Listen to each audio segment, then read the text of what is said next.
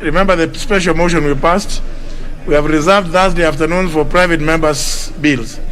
Maybe actually the Committee on Health should specifically give a report, a progress report on what it is that it has done on that bill. I think, in fairness. So, Honorable Nyikala, I will give you that responsibility to liaise with your chair. If they are not available, not able to, please give us an update, specific update on what you have done on that bill on Thursday afternoon. Very well. These are the interventions. Honorable Emilio Diambo. Thank you, Mr. Speaker. Mr. Speaker, my intervention actually is just in relation to the issue of the bills. What I wanted to do was to bring to the attention of the House that sometimes it may not necessarily be a fault of the committee. I want to thank you through your intervention. The Assisted Reproduction Technology Bill that I sponsored is now in second reading. But two of the bills that I've sponsored, Mr. Speaker, when I follow, the committees other than the Child Justice, which is in the Justice Committee, which the Justice Committee has also not, they keep saying they'll invite me to appear before them and they don't do that. But I have a reproductive health care bill that seems to be nowhere. Nobody can seem to trace where it is. And I've tried to look, in the processes. So I think our legal department must also up their games and help us in tracking the bills, because members do a lot of good work here, Mr. Speaker. And it's a tragedy that we are going to next year, and many of the bills that have even been passed by the Budget Committee, they just fizzle out after the Budget Committee. And sometimes members complain against the Budget Committee when it is actually not the Budget Committee. So maybe we can find a different tracking system to help us trace exactly where it is. And sometimes it may be the department, or I don't know what other process once it leaves the department. Thank you, Mr. Speaker. I think that one the clerk will find out to give a report. Honorable Leshomo. Asante Mheshimiwa Spika. Mheshimiwa Spika, nilikuwa nataka kusaidia huyu mama mwenzangu Mheshimiwa wa Meru, kwa sababu Mheshimiwa Spika, sasa ile hoja sio mswada. Sijakusikia vile unasema.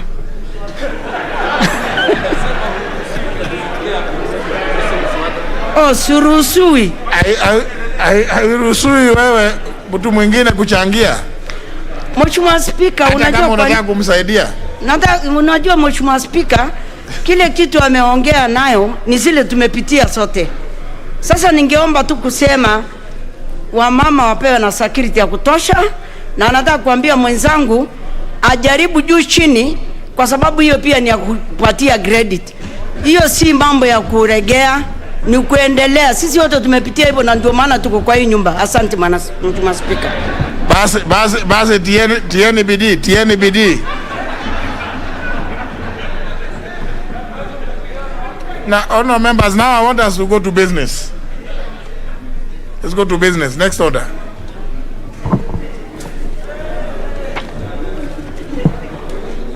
Order number 8, procedural motion, reduction of publication period of a specified bill. Chairman, Budget.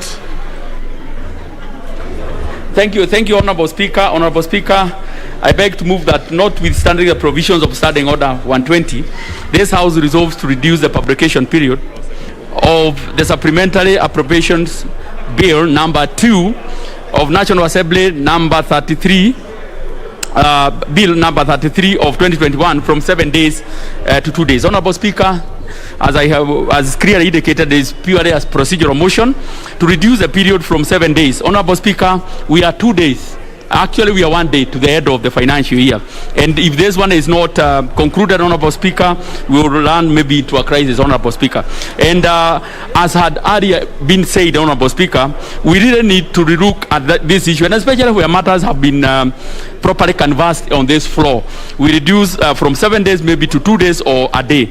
I beg to move, Honorable Speaker, and ask the leader of the majority party to second. Leader Majority. Thank you, Honorable Speaker. I need some protection here between Speaker. Thank you. Honorable Speaker, I beg to second the reduction in the publication period from the 7 days to 2 days.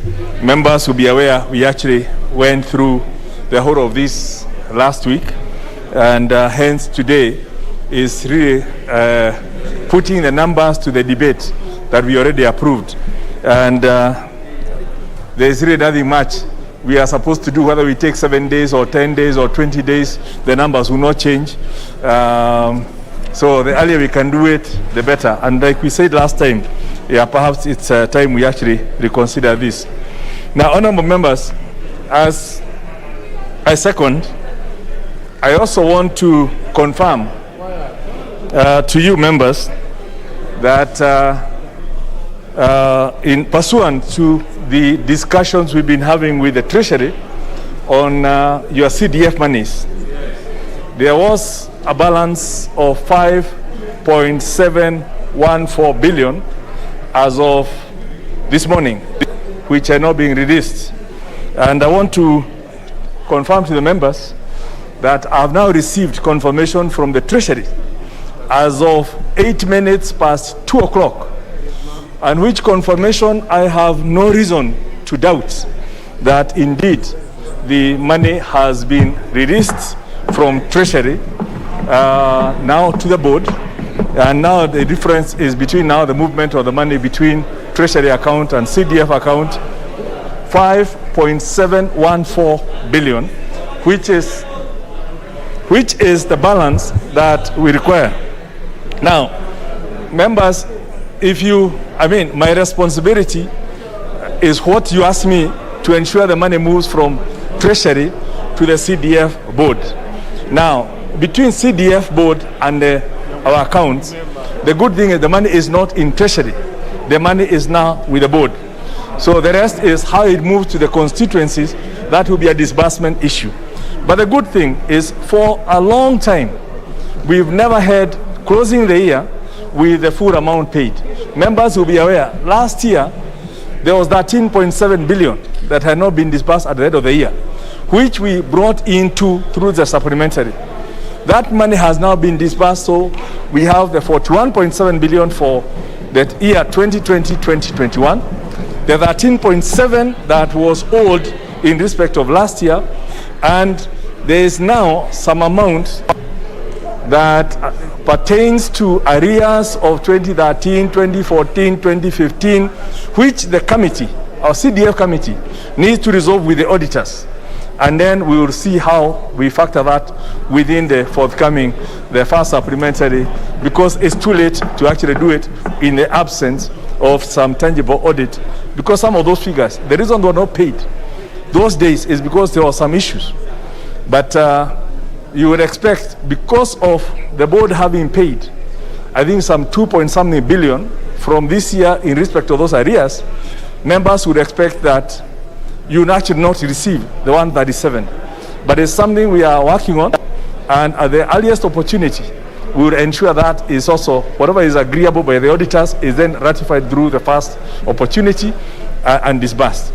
So I believe, I'm happy with Treasury has done their commitment, and the rest is now for our committee of CDF to ensure the money is disbursed, and also that those arrears are looked into, and we see which one needs to come into to be ratified and not. So, and I've been in contact with the chair of the CDF and we were discussing even as of this afternoon, as I was also discussing Treasury. So, honorable members, I just wanted to give you that information so that members are aware, and you can now start planning in terms of what you're going to do when we go on recess. In the meantime, going back to the schedule, I urge, let us take whatever, as little time as possible, not just on this motion to reduce the time, but in terms of processing the appropriation bill, because there's something we've agreed and we can make progress and move into other pending matters that we also need to clear, hopefully within this week. With those remarks, I beg to second. May I,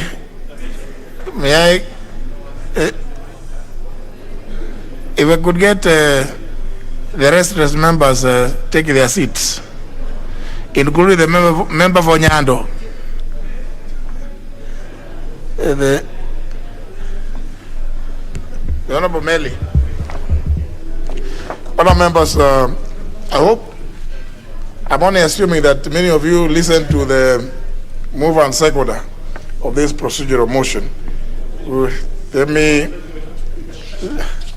Let me propose the question, which is that notwithstanding the provision of starting under 120, this House resolves to reduce the publication period of the Supplementary Appropriations Number 2 Bill, National Assembly Bill Number 33 of 2021, from 7 days to 2 days. I put the question that notwithstanding the provision starting under 120, this House resolves to reduce the publication period of the Supplementary Appropriations Number 2 Bill, National Assembly Bill Number 33 of 2021, from 7 days to 2 days. Will as many as of that opinion say aye? Aye. As many as of a contrary opinion say nay? The ayes have it.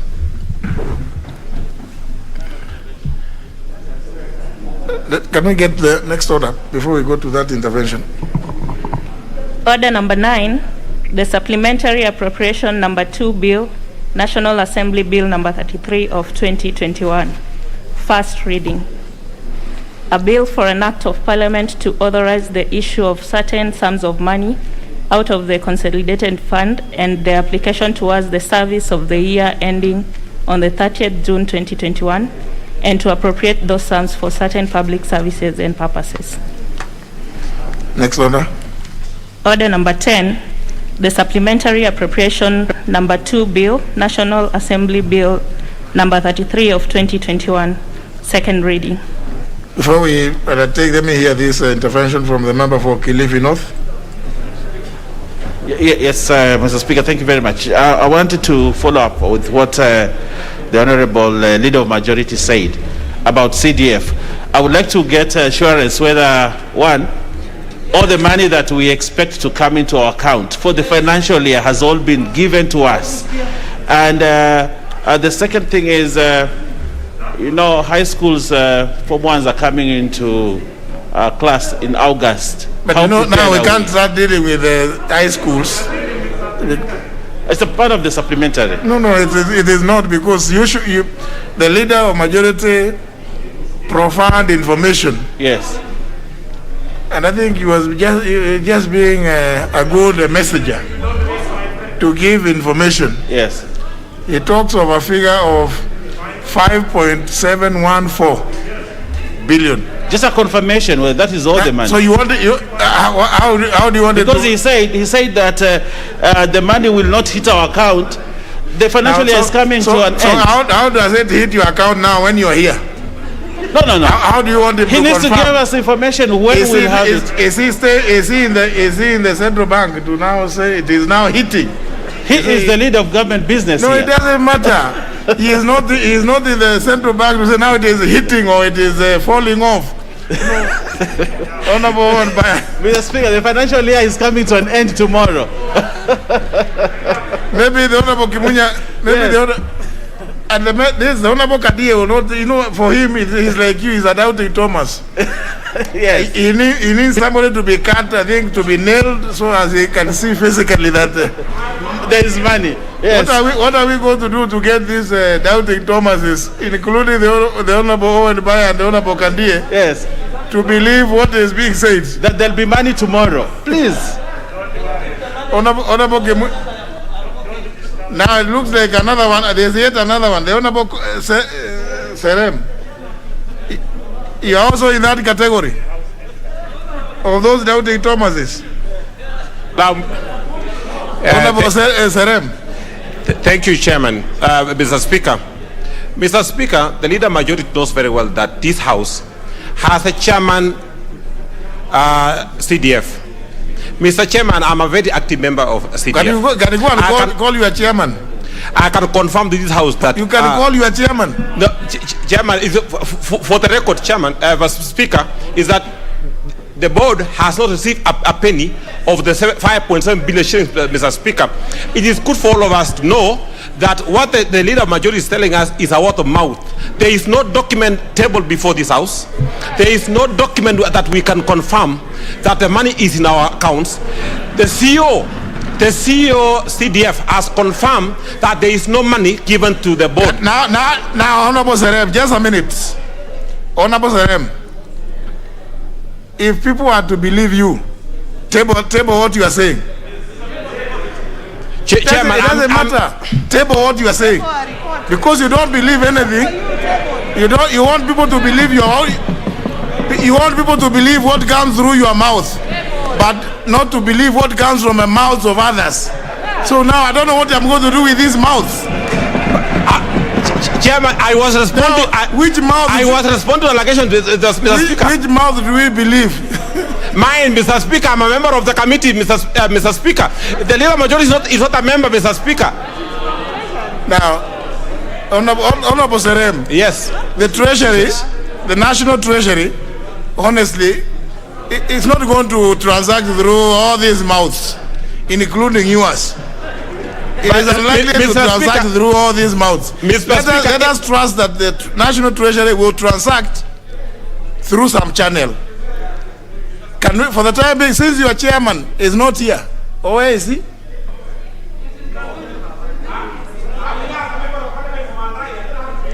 No, Honorable Serem. Now, you know, you are a member of the committee, yes. But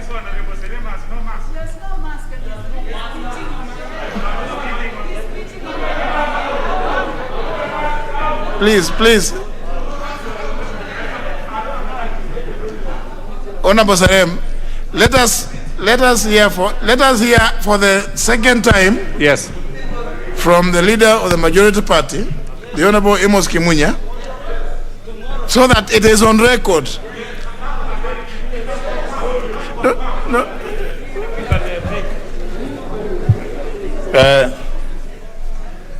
If members could stop consorting, so I don't know how to repeat. Now, the member for Nairobi, please. The member for Nairobi, when you are walking in, you don't start throwing other things. You are now throwing things all over. And we just say that, please, let's listen, so that then everybody, can hear. Yeah. Now, for the benefit of those who are not listening to what I said, as of 8 minutes past 2 o'clock this afternoon, I received confirmation from the CS for Treasury, which confirmation I have no reason to doubt, that 5.714 billion has been released to the CDF board from the Treasury. And this follows a lengthy discussion that we had this morning and over lunchtime. And we had similar discussions with the chair of CDF. So now, the rest is how the money flows between Treasury through CBK to the board. But the Treasury, the instructions were given through a conference call to the Accountant General. And then the confirmation has been sent to me. So that is the only thing I can confirm to you for now. And I think the rest, we wait for tomorrow to see the monies flowing from now the board to the respective accounts. Thanks, Sanjay. Very well. I think we must be people. See, I'm sure many of you go to places of worship. You don't have to be fed like people who are receiving vaccines. So please let's be. If it matters, let us be content with the confirmation that has been given by the leader of the majority party. So we can move now to the agitation which was there, the general campaign which was happening.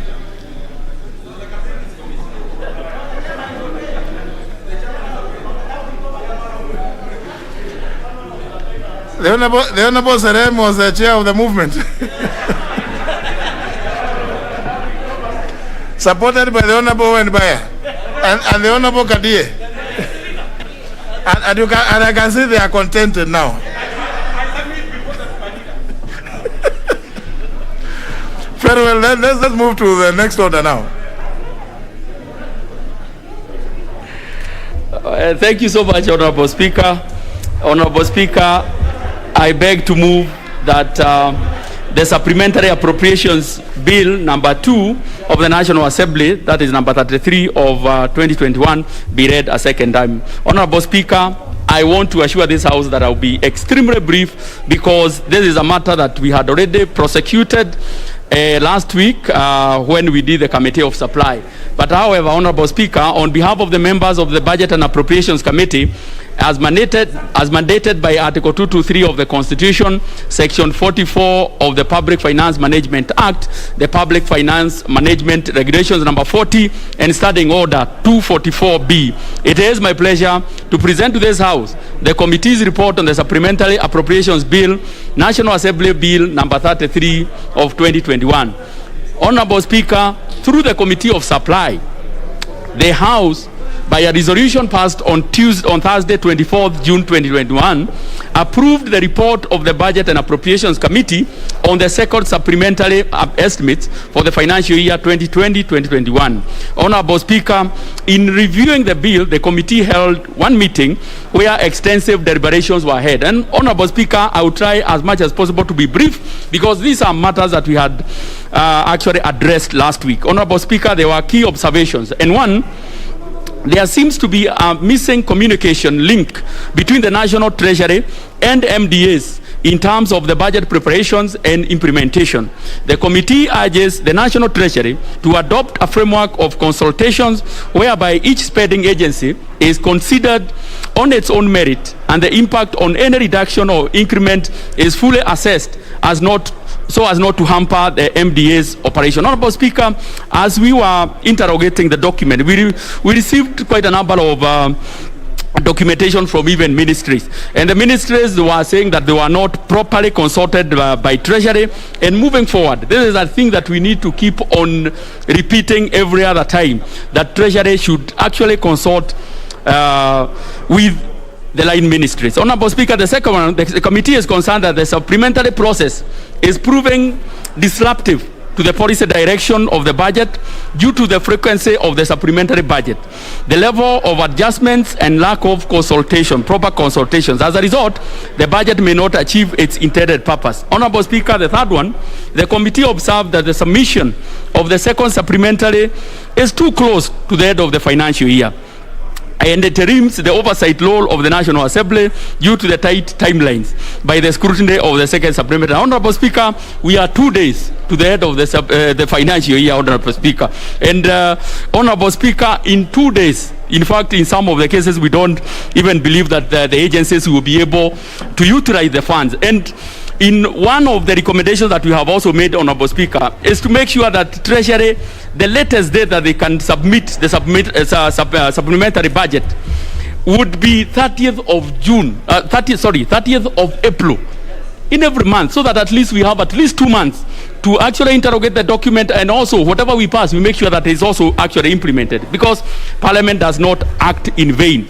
Honorable Speaker, the Supplementary Appropriations Bill of 2021 reflects the contents of the approved report of the Budget and Appropriations Committee on the second supplementary estimate, Honorable Speaker. And the estimate, the report approved a decrease to the recurrent expenditure by Kenya shillings 16,657,599,945, and an increase of the development expenditure by Kenya shilling 8,480,921,681. Further, the House approved an overall decrease in the total budget for the financial year 2020-2021 by Kenya shilling 8,176,677,264. Honorable Speaker, according to the National Treasury, the second supplementary budget has been necessitated by the need to provide for the COVID-19 related expenditure. Honorable Speaker, in this supplementary, we have 7.6 billion shillings that will go towards purchasing of the COVID-19 vaccines. And Honorable Speaker, as we were seated here, I have also seen from 411 that the World Bank has also approved another 14 billion towards the same cause. Honorable Speaker, the other issue is on Law A in A, the appropriations in aid collection, the salary adjustments, and the changes in development partner financing projects. Additionally, Mr. Speaker, the budget also seeks to regularize approved additional expenditure and reallocations already expended under Article 223 of the Constitution, amounting to Kenya shilling 26.8 billion shillings, majority of it, Honorable Speaker, going towards infrastructure, and it was actually going towards paying pending bills. Honorable Speaker, the committee finally made the following observations, Honorable Speaker, as I conclude, because, Honorable Speaker, this is a matter that we have already canvassed here, Honorable Speaker.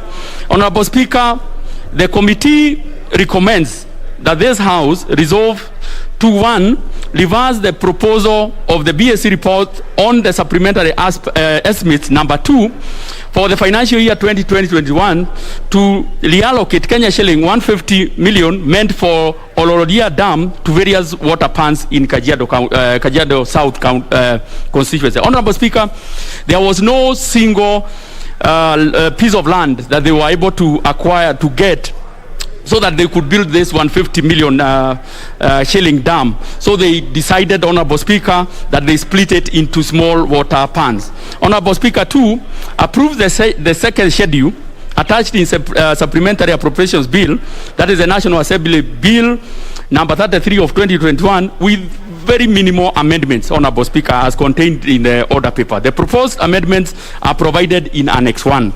And 3, that the various ministries, departments and agencies prioritize payment of pending bills within the current resource for the financial year 2020-2021. Honorable Speaker, the CS, National Treasury, was here making his remarks on the revenue-raising measures and the budget highlights. And he was very categorical that the ministries have been directed to pay all pending bills by tomorrow. He also directed the county governments to also pay the pending bills by tomorrow. Honorable Speaker, we have not seen this one coming through, Honorable Speaker, because we have not seen any provision, Honorable Speaker, towards the same. And moving forward, Honorable Speaker, because this is a serious issue, Honorable Speaker. This is a cancer that is slowly developing in our country, whereby government agencies are provided with services, with goods, but they are not paying. And Honorable Speaker, every other year, we are accumulating pending bills. There are so many traders, Honorable Speaker, every Monday.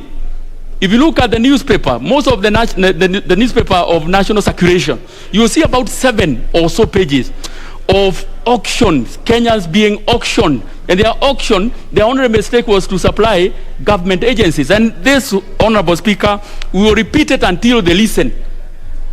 The first charge, Honorable Speaker, should always be pending bills. But it is not happening, Honorable Speaker. You see new projects being done, but nothing being done on the pending bills. And we will continue pushing it, Honorable Speaker. Honorable Speaker, some few cases, like in the Ministry of Health, there are quite a lot of pending bills. If you go, Honorable Speaker, if you go also to energy, Ketraco, many pending bills. If you go to NYS, despite the history of NYS, there are so many genuine people who did business with government, genuine business, but they have not been paid. So, Honorable Speaker, there is something that we need to keep on pushing. Honorable Speaker, with those few remarks, I also want to give notice that there are a few amendments that I will be pushing in the committee of the whole House, and basically, some of them is basically to make sure that we tidy up the document. With that, I beg to move and request the Leader of Minority Party, Honorable John Badi, to second. I thank you, Honorable Speaker. Honorable Badi. Thank you, Mr. Speaker. Mr. Speaker, allow me to second this motion. Mr. Speaker, first I want to start by saying that the supplementary budget 2 at 1.3 has become the tradition, something that used to be unheard of up to, I think, last Parliament. Mr. Speaker, it is a clear indication of lack of proper planning at the Treasury. And the Treasury, being the ministry or the department that was rated number 1 in terms of performance should demonstrate it by example and planning properly, so that this country, we are sure that when we pass the budget, that budget is going to survive for the 12 months. Otherwise, what we are doing, Mr. Speaker, in this House is to put a budget which end up being changed 3 times in a financial year. That, Mr. Speaker, cannot help a country move forward. So, Mr. Speaker, this House must send a very strong warning that going to 2021-2022, we are not likely to support multiple supplementary budgets, because clearly it is a case of lack of proper planning.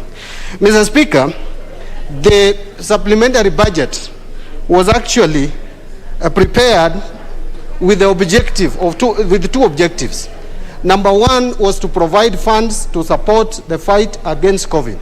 At least that one was met by the provision of 7.6 billion to supply vaccines to the Kenyan public.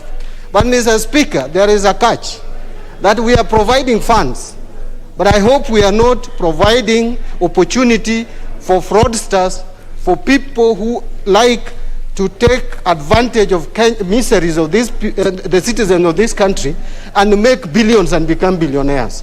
Mr. Speaker, I want to repeat, it is through supplementary budgets that mega thefts in this country have been perpetuated.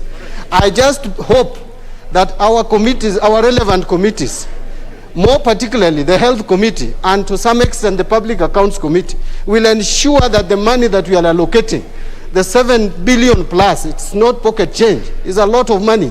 Mr. Speaker, Kenyans should now be laughing in the next 1 month, because everyone should get vaccinated. Those who should be vaccinated should get vaccinated, because the finances have been provided. World Bank is adding more, Mr. Speaker. So much as we hail the steps taken by the Treasury to provide more funds, we want caution those who are going to take advantage and swindle these funds, that this House will be watching. And I hope our oversight committees will not disappoint us on that. Number 2, the other objective was the issue of pending bills. That has not been addressed, even though it was supposed to be one of the objectives for this supplementary budget. Mr. Speaker, the minister should not entertain, the CS should not entertain Kenyans with rhetorics. If you are talking about payment of pending bills and putting timelines, it should be backed by action through budgetary provision. And Mr. Speaker, if you look at the supplementary budget too, there is no specific allocation to take care of these pending bills. You can find some amounts dropped here and there in the Ministry of Interior, in the Ministry of Education, but a serious attempt to make sure that ministries, departments, and state agencies settle the pending bills, which has become a thorn in the flesh of Kenyans. That is lacking in this supplementary budget, and it continues to lack in all budgets that are prepared and presented to this House. Until when, Mr. Speaker, will we be talking about pending bills without action? So action needs to be taken. In fact, a policy is already in place. The Public Finance Management Act has not been amended, which clearly stipulates that pending bills become the first charge. Wherever any ministry, any department, any state agency, any county government receives money from wherever, national government or own source revenue, the first settlement should be the pending bills. In fact, I don't even understand this argument where state ministries are still saying that they have not been provided with money to settle pending bills, yet they have a budget. They should first settle the pending bills and legal pending bills, because again, Mr. Speaker, the concern we have is that pending bills has again become a conduit. It has become a system through which, again, embezzlement of funds take place in this country. Mr. Speaker, these pending bills, unless some policy direction is given and until some action is taken against those who are misusing them, we will not end pending bills. Because when people have discovered that this is the route to make money and make it quickly, you will not clear the pending bills in this country. And that our agencies that are dealing with matters of economic crime needs to look at the issue of pending bills in all ministries, all departments and agencies, and find out how these pending bills came about and why they cannot be cleared. Some people just don't want pending bills to clear, Mr. Speaker. And you can see in all the counties, people are fighting. Even MCAs are fighting with executives because MCAs want some pending bills to be paid, and then a fight break out. Even at the national level, Mr. Speaker, you will be surprised that some people are canvassing around for pending bills to be paid, even from the legislature, Mr. Speaker. So, Mr. Speaker, this is an issue that needs to be addressed. Mr. Speaker, I don't want to go beyond this, but there is just one thing that I wanted to point out, that something, if a dam could not be constructed in Kajiado, and this money is now split into so many water pans, Mr. Speaker, we were not so sure. We were not so sure whether these dams have been done. Because supplementary budget, you need to provide money when that money has already been spent. Because with the 1 day left, the chair said 2 days, but it's 1 day, because tomorrow is 30th of June. On Thursday, we are in another month and another financial year. Why would we provide 20 million for a water pan construction, which has not been started? And Mr. Speaker, something which the chair said, and I want to add onto it, is that there's CS Treasury, and the Treasury in general, needs to confirm with the ministries and the state departments whether amounts that are reflected as having not been spent has not been committed. Because you find they recommend reallocation of such funds, and the funds have already been committed, contracts have already been given. Now the state departments go to committees, committee reject those amendments. When it comes to the budget committee, we have also a CS, Mr. Speaker, he's my friend, but who does not want anything in his budget to be changed. Then it becomes a fight, and it is very untidy coming from the executive. Executive must speak with one voice, Mr. Speaker. It is one executive, chaired by the president, Mr. Speaker, chairing the cabinet. Why is it that the minister is, the CS Treasury is saying this, and the ministry is saying something different? So, Mr. Speaker, with those many remarks, I second.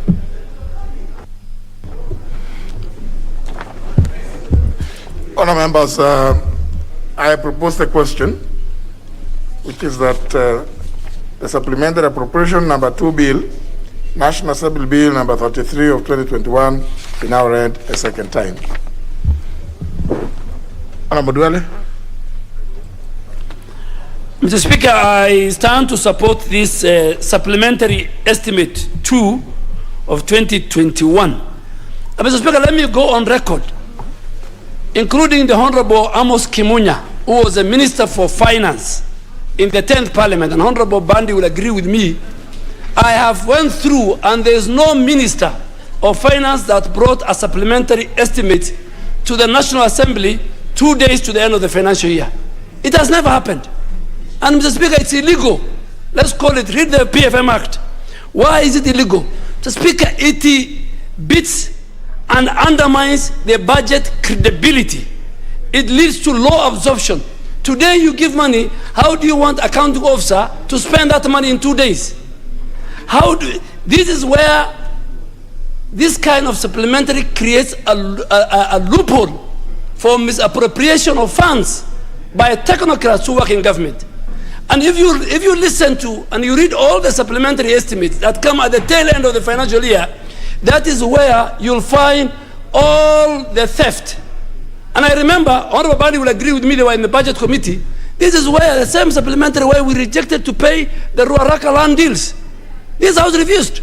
This kind of supplementary is where minister uses Article 223 to pay huge sums of money outside what is given, the powers given to him, and then he comes to sanitize. But Mr. Speaker, let me say 2 things. Number one, I have seen 7.6 billion allocated for the purchase of vaccines, COVID vaccines. And Mr. Speaker, that translates into the price of, I think, $10 per vaccine. And that gives us about roughly close to about 10 million Kenyans. Mr. Speaker, we want to see that money buying vaccines, and we want to see 10 million Kenyans getting the jab. Speaker, we don't want a monkey business. The World Bank has given today 14 billion to buy vaccines. In the budget of 2020-2021, we have allocated 14 billion. 28 billion plus 7 billion is supplementary. That is 35 billion for the purchase of vaccines. That will make close to 60%, 70% of Kenyans to be vaccinated. Because we are going for elections. We want Kenyans to be vaccinated so that we can go and sell everything, including the hustler economic model. Yes, we want to go and sell our policies. We want to go and sell the bottom-up economic model. This idea of keeping us, and Mr. Speaker, if you check the world over, today in Washington, people are not wearing masks because they have vaccinated their people. China has vaccinated 1 billion. Secondly, and most important, Mr. Speaker, the Minister for Finance stood on the floor of this House. He went on record that by the end of tomorrow, all pending bills must be paid. But Mr. Speaker, we don't want a government of deceit and lies. You cannot pay pending bills even for the National Assembly if you have not allocated money.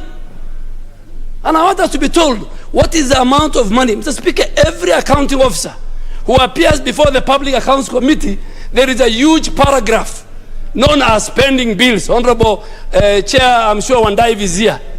Pending bills is debt owed by government on behalf of the people of Kenya.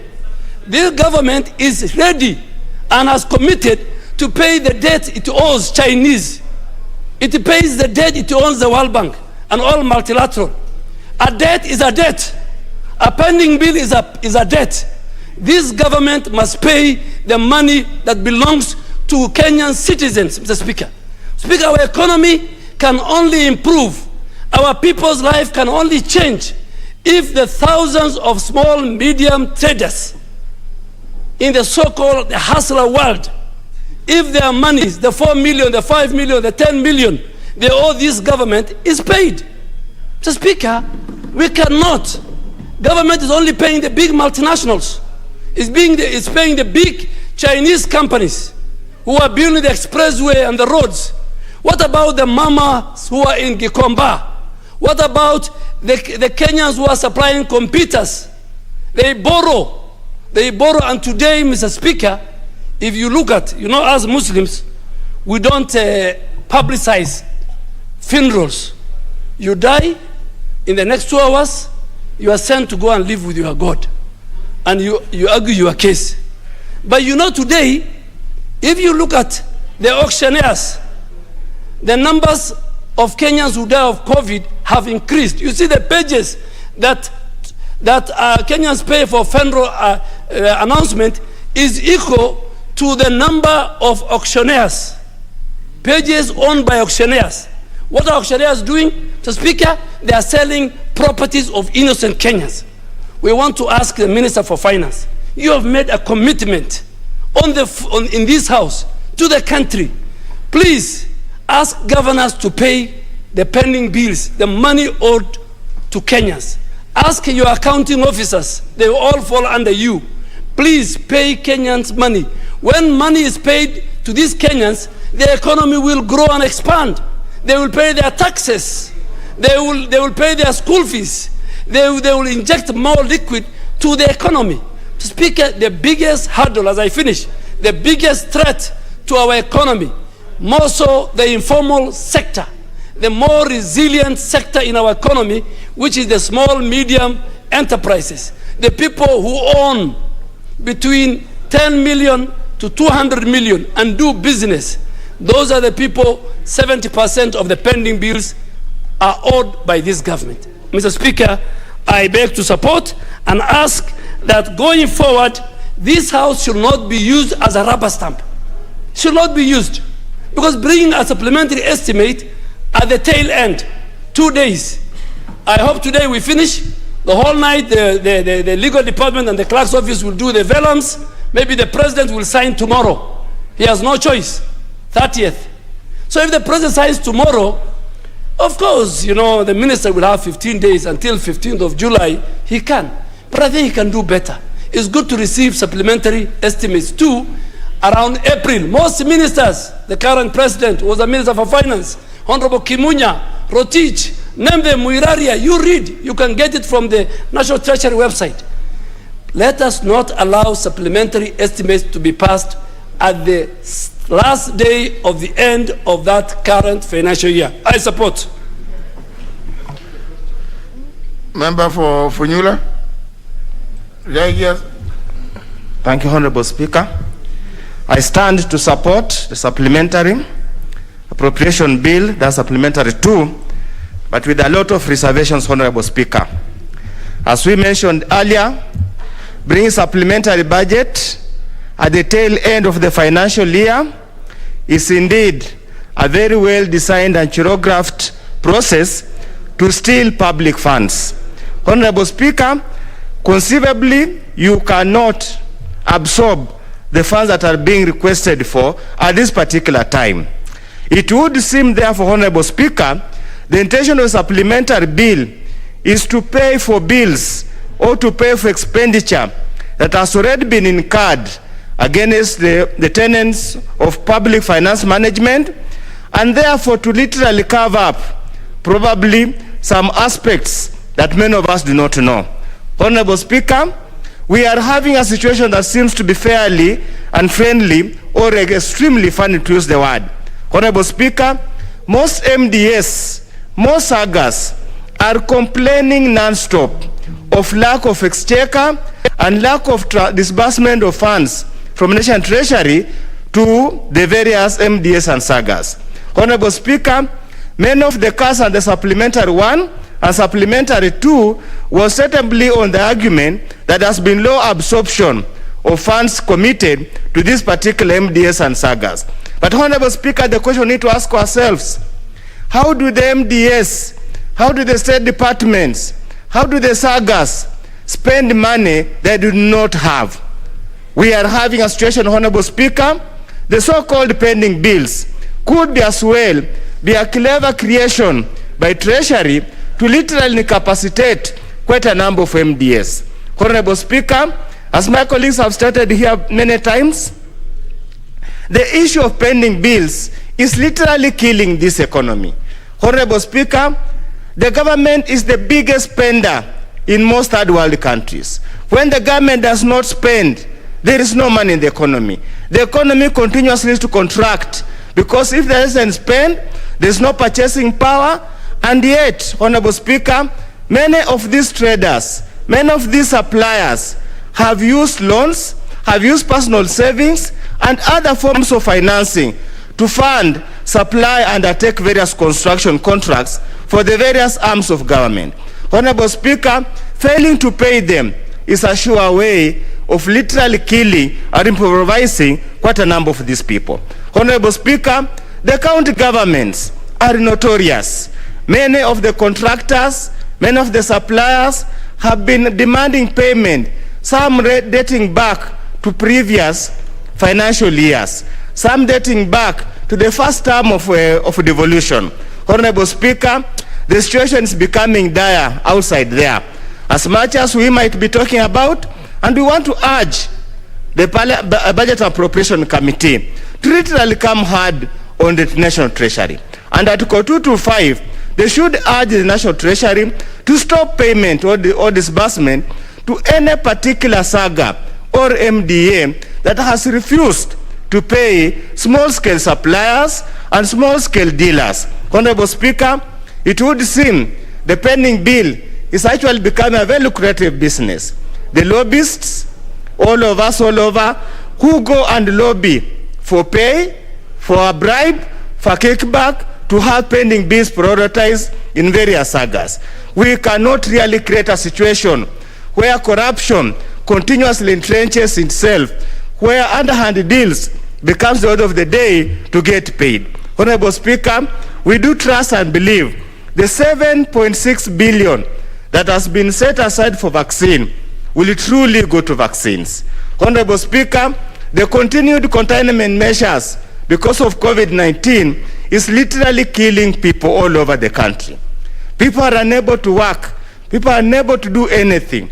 You close open air markets where ordinary traders go to exchange goods. You have killed that particular locality. Honorable Speaker, you close social places which have been the major employers of low-skilled and semi-skilled workers. You have killed that particular family and household. Honorable Speaker, the many cases of children who have dropped out of school because the parents cannot afford to pay, because their jobs have been killed, is something the government cannot remain oblivious to the suffering of the people of Kenya.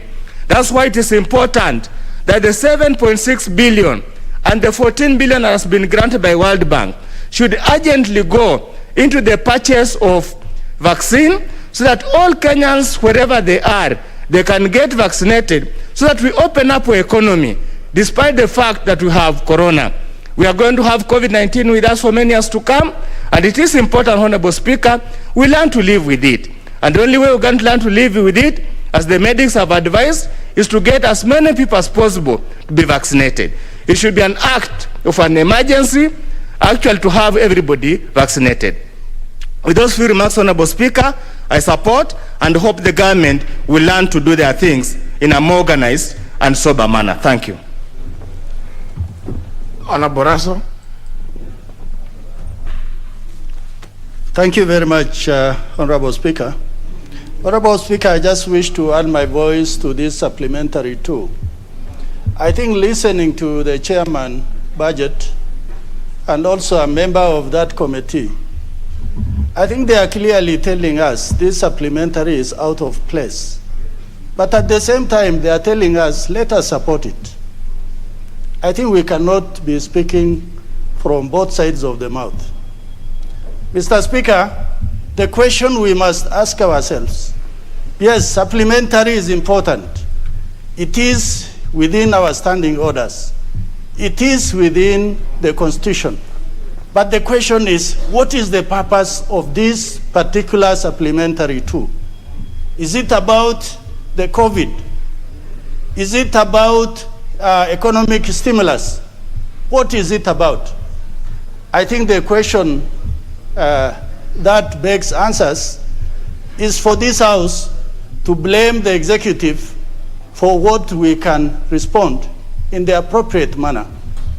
The Budget and Appropriation Committee, if they were not satisfied, they would actually have said, we do not recommend supplementary too. But for them only to tell us that is bad, but let us pass. I think sitting in this House, really, I want to say that we as legislators, we must work for our country. We must work for our people.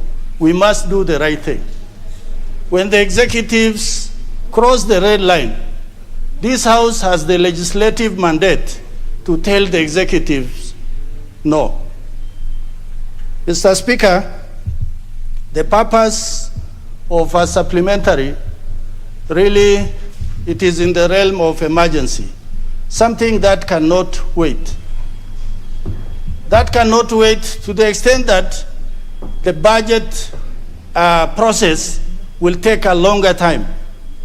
Money will be available earliest in September to the ministries and even to Parliament. And maybe that is why the issue of this supplementary has come about. But we are not getting those answers, really. Secondly, the issue of a supplementary, it adulterates the budget process. It is an easy means of the executive getting hard cash. Because as far as Article 223 is concerned, this is money that has already been spent. Who has spent it? So why ask us? Because clearly also it is said that you bring the supplementary as soon as the House comes into session, 10 days. But we are finishing the session. Now we are getting a supplementary. Mr. Speaker, I don't want to be the odd one out. I support it. Wanabonyikal. Thank you, Mr. Speaker. Mr. Speaker, I rise to support this bill for two reasons. One, which seems like it's going to work, and one which you have doubt. Mr. Speaker, number one is the vaccines for COVID. Mr. Speaker, I still don't believe we are taking COVID as serious as it is. I am certain that the figures we are seeing on TV are less than 1% of the reality. People are dying in the rural areas. I've just come from home. People over 60 are dying. And what we are getting reports are reports of the lab. The few who have been admitted and tested. The large number are dying. And what now you're getting in the countryside, an old man had malaria and pneumonia. This time, if you hear malaria and pneumonia in an old man, that is COVID. Because there is what is called case definition. In a pandemic or an epidemic, you cannot use the lab to make all the diagnosis because the numbers are too large. So you get a clear case definition. When you see this and this and this, we take that as the case, and that is what we use. If we used that, Mr. Speaker, the situation is dire. We are starting in some places to even run out of coffins, but we don't know because that is not being reported. So if we are going to vaccinate people, we need to do it urgently, and for that reason, the 7.4, the 14 and the 14, we need to vaccinate everybody. You see the difficulty of adhering to the guidelines. Even here in the assembly, we quickly remove the mask. How hard is it for people outside? So the only solution we have for COVID is vaccine, and for that reason, I'm supporting this. Number two is the pending bills. Mr. Speaker, there's another cause of death in this country from pending bills, particularly small and medium business people, particularly those who are doing business with counties. There are people who are literally dying. There are businesses that are dead. There are children that are not going to school. Because government is the main source of funding in most countries. That is why when we do economic stimulus, we put a lot of money out. Now, if people have spent their money, borrowed money from banks, and they are not being paid, what are we doing? And I'm sad to note that although this bill addresses it, but we are not sure the money is there. That is something we must do. Kenyans can't die from two things consecutively. They are dying from COVID, and those who are trying business are dying from their pending bills. They are being driven to poverty, and their property are being sold. We cannot. Third, Mr. Speaker, again, I was a PS for some time, and this time, I think with the new constitution, we are having several supplementary budgets. My view, if you are having many supplementary budgets, two things must be wrong. The implementation of the budget process or the preparation of the budget process. There can be no other way that you do a budget and within 1 year you are doing 3 other supplementary. It means we didn't do it right, or it is not being implemented right.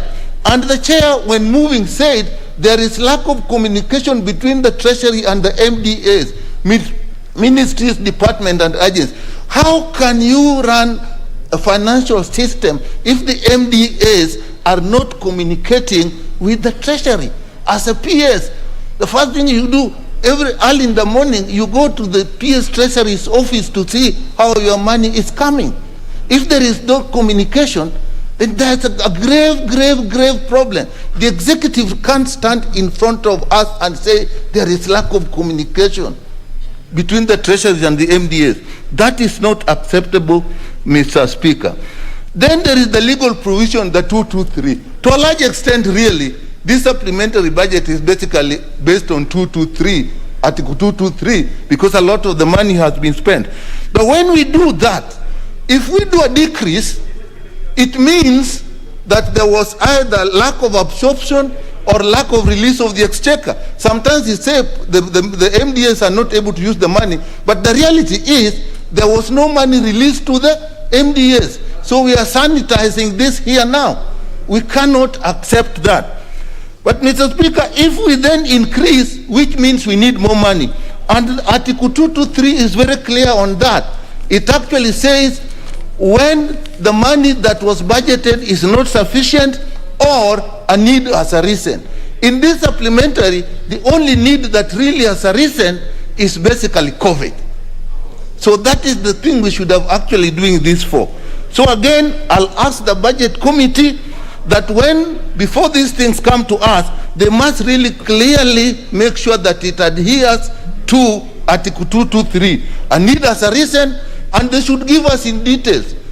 You know, we all don't read, and you know there's a debate as to whether we can be able to read or whether we should be able to read. I think there is a need of this now. So that they tell us clearly, a need has arisen. What is this need that has arisen? 2, the money that was provided was not sufficient. Which project is it that the money was not sufficient for? So that we don't just go quickly over it and pass it. And Mr. Speaker, there is also a time limit. It must be within 2 months. That is what 223 says. The budget committee must actually let us know it has been adhered to that. If that is not there, they don't bring it to us. And the third one is the 10%. Does it adhere to 10% rule? So we go through these things, and sometimes you can see why people blame us and why people look down upon us that we don't read. I know that debate I don't want to get into, whether people can read and understand, but most of us can, and most of us should. So if those are not there, again, we should not really bring it before us. So, Mr. Speaker, I support, because of COVID, do pending bills, adhere to 223 when this comes before us. I support. Thank you, Mr. Speaker. Honorable Ketel.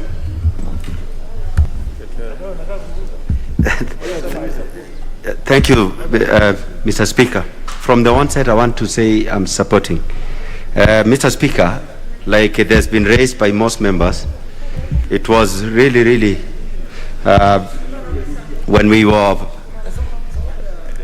interrogating the supplementary budget at the committee level, it was really, we found out many things that needs to be corrected.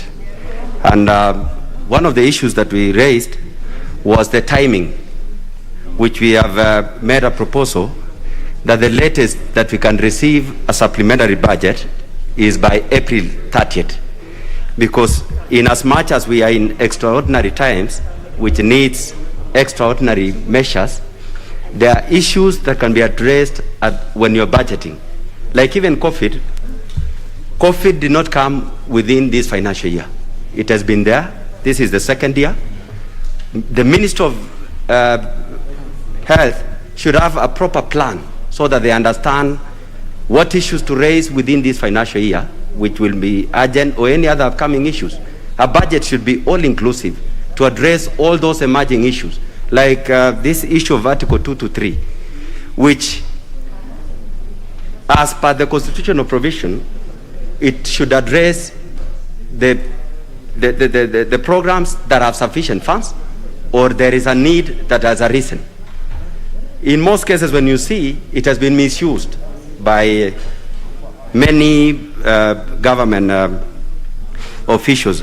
And I also want to say that, Mr. Speaker, it is important for this Parliament not to cry a lot again, because this supplementary budget and the budget is our responsibility. It is our mandate. It is something that we should be doing it, so that when there is a supplementary budget or the main budget, we should be free, because the power has been given to us through the constitutional. It is not like before the 2010 constitution, the budget process is owned by the National Assembly. The rest make proposals. So we should not cry a lot. We should be trying to amend and try to put input into this budgetary process, so that we don't be seen like we're blaming our government that is outside. We are part of that government.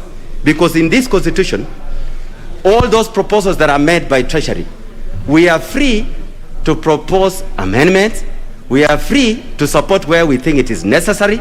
We are free to even advise the national government, I mean the executive government, on ways and means they can improve on their budgetary process. And that, Mr. Speaker, on this issue of pending bills, which we realize it is of grave concern, there are many Kenyans who are languishing in poverty because they have supplied government and the MDAs or the ministries, the sagas, are not in a position to clear the pending bills. Like it has been said by our chair, Honorable Kanini, we've seen print media printing 4 pages, auctioning Kenyans. We've seen even media houses hosting parties for auctioneers because they're giving them business.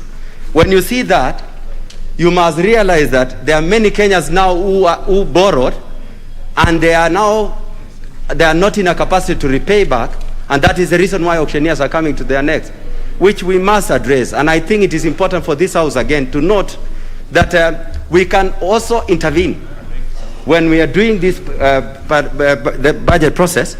We intervene by putting resources to most of these sagas and MDAs where they have huge pending bills. We saw the case of National Youth Service, which I know history, there were issues to do with corruption.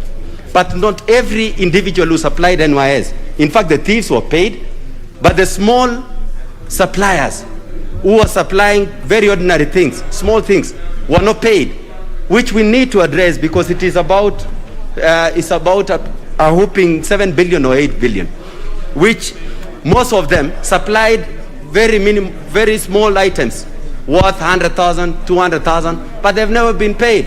It's about 5-6 years now down the line, which I think we should try to sit and see what we can do. And having said that, I support. An intervention from Honorable Pukose. Thank you, Honorable Speaker. Honorable Speaker, listening to members' contribution, most of them are supporting. And when we look without anticipating the order paper, Honorable Speaker, in order number 11, we will be going to the committee of the whole House, which will still be continuation of this. So if members can hold their horses so that, considering that the period between now and tomorrow for this bill to be signed is actually very limited, and for us to allow regularization of the process. So understanding order 95, I call that the mover be called to reply. Yes. Very well. Never mind.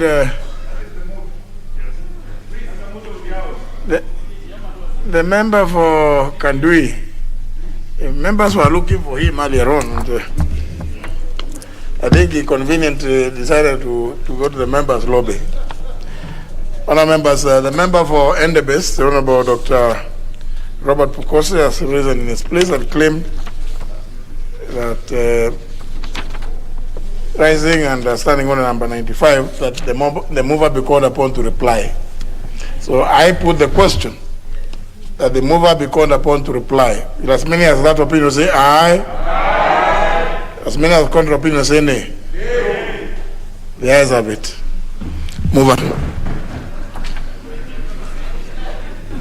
Thank you so much, Honorable Speaker. I want to take this opportunity to thank members, Honorable Speaker, who have contributed, and also those who did not contribute, Honorable Speaker. Honorable Speaker, we have heard your sentiments, and Honorable Speaker, moving forward, we will make sure that we put our foot down. Honorable Speaker, I beg to reply.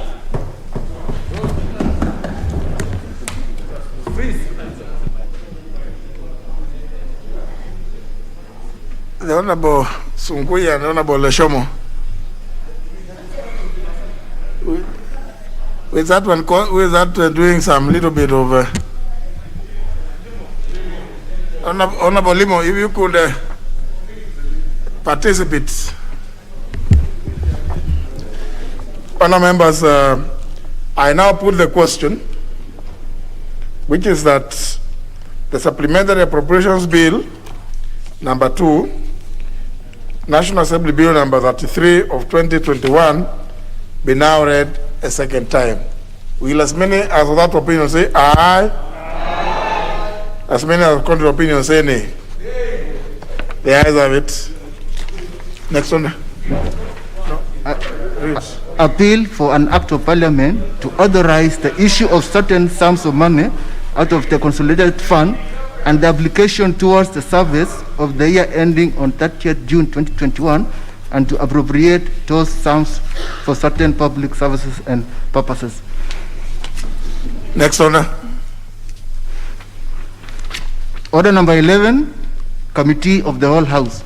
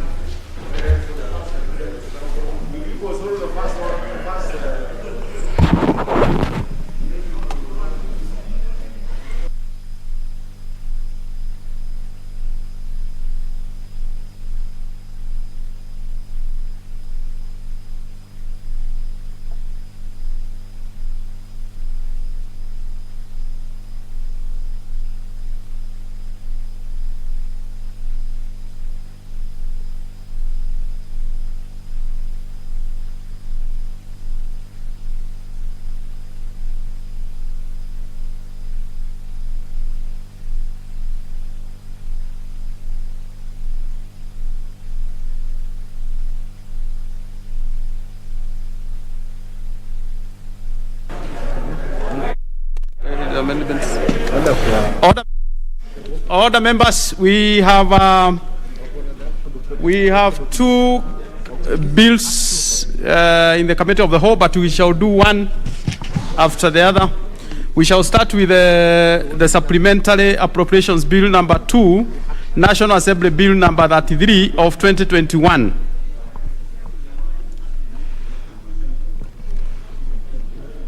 Clause 3, Clause 4, and Clause 5. Honorable members, I propose the question that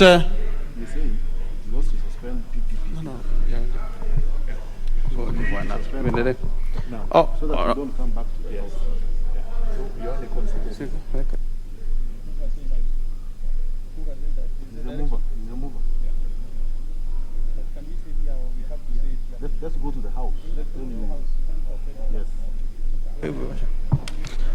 Honorable members, I propose a question that clauses 3, 4, and 5 be part of the bill. There are no amendments to that. I therefore put the question that clauses 3, 4, and 5 be part of the bill. Will as many as are of that opinion say aye? Aye. Will as many as are of a contrary opinion say nay? The ayes have it. First schedule.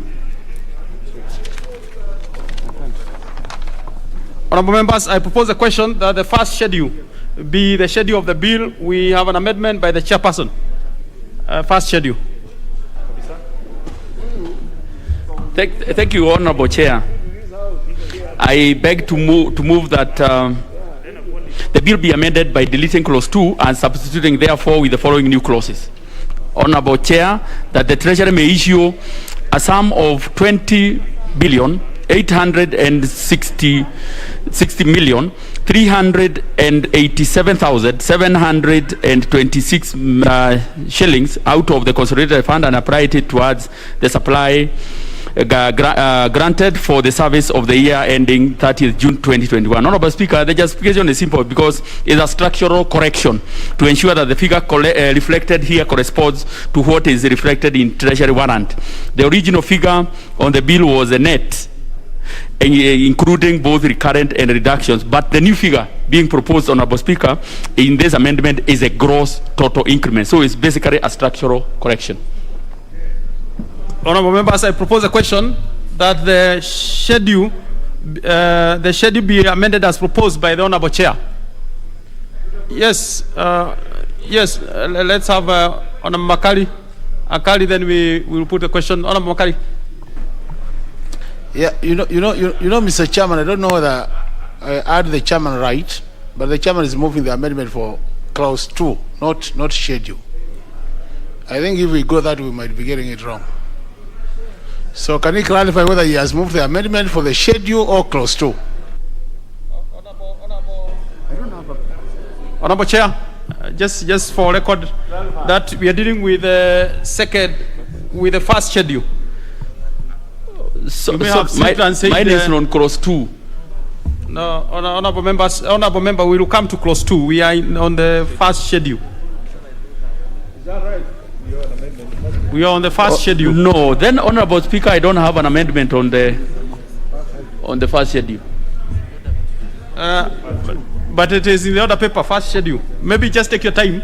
Just refer to your papers. So that then, I thank you, Honorable Makari, for... Yes, Honorable Makari.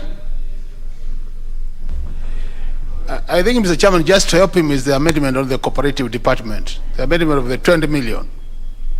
So that's what he should be moving, Mr. Chairman. Chair, just take your time. It's okay. It's okay to consult and refer you to your papers then so that we do the right thing.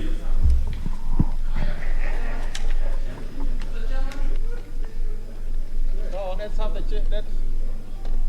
There is nothing on the floor until the chair moves the amendments in the right form. Yeah, just consult. It's okay, Chair. Just consult and... I think I had done it the other way around. Honorable Speaker, on the first schedule, is that the first schedule be amended as follows. R1173, that is State Department for Cooperatives. That is a program by deleting the figure in respect to supply of Kenya shilling 80 million and substituting thereof with a figure of 60 million. 2, by effecting the consequential amendment in the relevant class subtotal. I don't know when the Speaker, I do all of them and then just do and that yes. first schedule.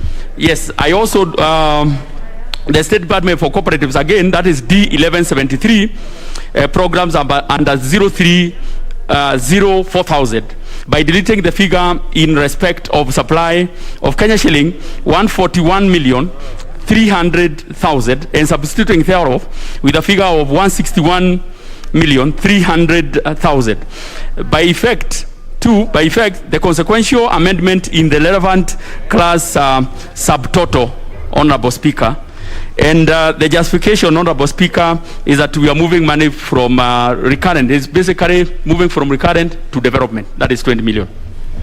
Honorable members, I propose a question that the first schedule be amended as proposed by the Honorable Chairperson. Let's have just 1 or 2 members, and we make progress. Honorable Chris. Thank you, Mr. Chairman. Mr. Chairman, why we normally have an order paper is so that members can follow it logically. This is a very important thing we are handling, Mr. Speaker. And from time henceforth, I think the chairman of the new chairman of the budget committee needs to understand that we are not just here to rush things. Members need proper explanation and following the order. And I'm happy that Honorable Makali Muli brought it up. Mr. Speaker, as we move forward, I expected him to give further justification, particularly in terms of maybe the difference of the amount, but he never mentioned that.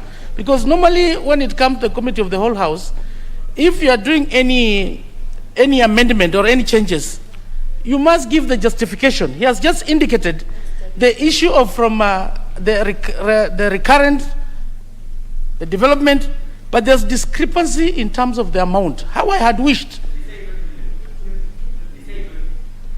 Alfred Katera can see now moved it. Honorable. But it's okay. If he said maybe I didn't get it right. Okay. Maybe I didn't get it right, but that is in order. But this is just to say, as we move forward, if you are trying to bring the amendment, it's important at the committee of the whole house, you must give a proper justification so that the members can buy in what you are amending, Mr. Speaker. I thank you and I support. Okay. Honorable Wino. Thank you, Chair. I'm not rising to oppose this, but when you move 20 million from recurrent to development, knowing that we have human crisis even in development, can you also enlighten us what programs or what positions are you destroying when you're moving that 20 million? That's kind of detail help us to move this quickly. Honorable Chair, can you take a minute, then we make progress. Honorable Speaker, Honorable Chair, this is basically funds that were going to Kenya National Trading Corporation that is doing rice. So basically they said in their report, they said that they require the 20 million for a particular purpose. Honorable members, I now put the question that the first schedule be amended as proposed by the Honorable Chair. Will as many as are of that opinion say aye? Will as many as are of the contrary opinion say nay? The ayes have it. I now put the question that the schedule, the first schedule as amended be the schedule of the bill. Will as many as are of that opinion say aye? Will as many as are of the contrary opinion say nay? The ayes have it. Second schedule. Honorable members, I propose a question that the second schedule be the schedule of the bill. We have no amendment to it. I therefore put the question that the second schedule be the schedule of the bill. Will as many as are of that opinion say aye? Will as many as are of the contrary opinion say nay? The ayes have it. Clause 2. Honorable members, I propose a question that clause 2 be amended as proposed by the Honorable Chair. Honorable Chair, now let's revisit clause 2. Thank you, Honorable Chair. I beg to move that the bill be amended by deleting clause 2 and substituting therefore with the following new clause. That is that the Treasury may issue out of a sum of Kenya shilling 20,866,387,766 shillings out of the consolidated fund and applied towards the supply granted for the service of the year ending 30th June of 2021. And Honorable Speaker, this is more of a structural correction to ensure that the figures reflected here correspond to what is reflected in the Treasury warrant. The original figure of the bill was a net total, including both increment and reductions. But the new figure, Honorable Chair, will be being proposed in this amendment is a gross total increment. I beg to submit. Honorable members, I propose a question that clause 2 be amended as proposed by the Honorable Chair.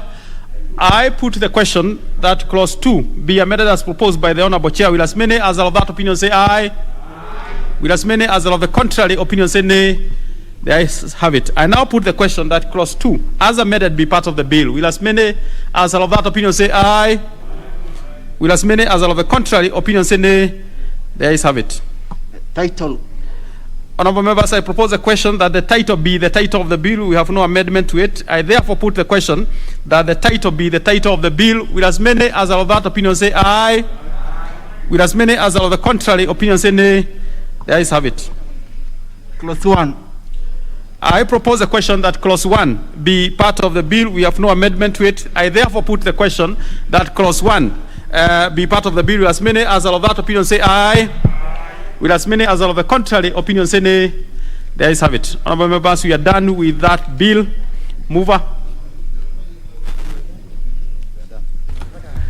Thank you so much, Honorable Chair. Honorable Chair, I beg to move that the committee do report to the House its consideration of the Supplementary Appropriations Bill, number 2, National Assembly Bill, number 33 of 2021, and its approval thereof with amendments.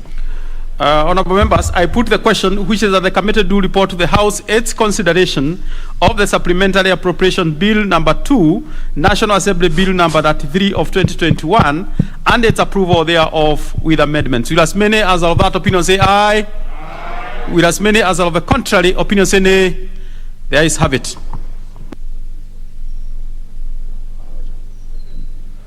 Honorable members, Mr. Speaker.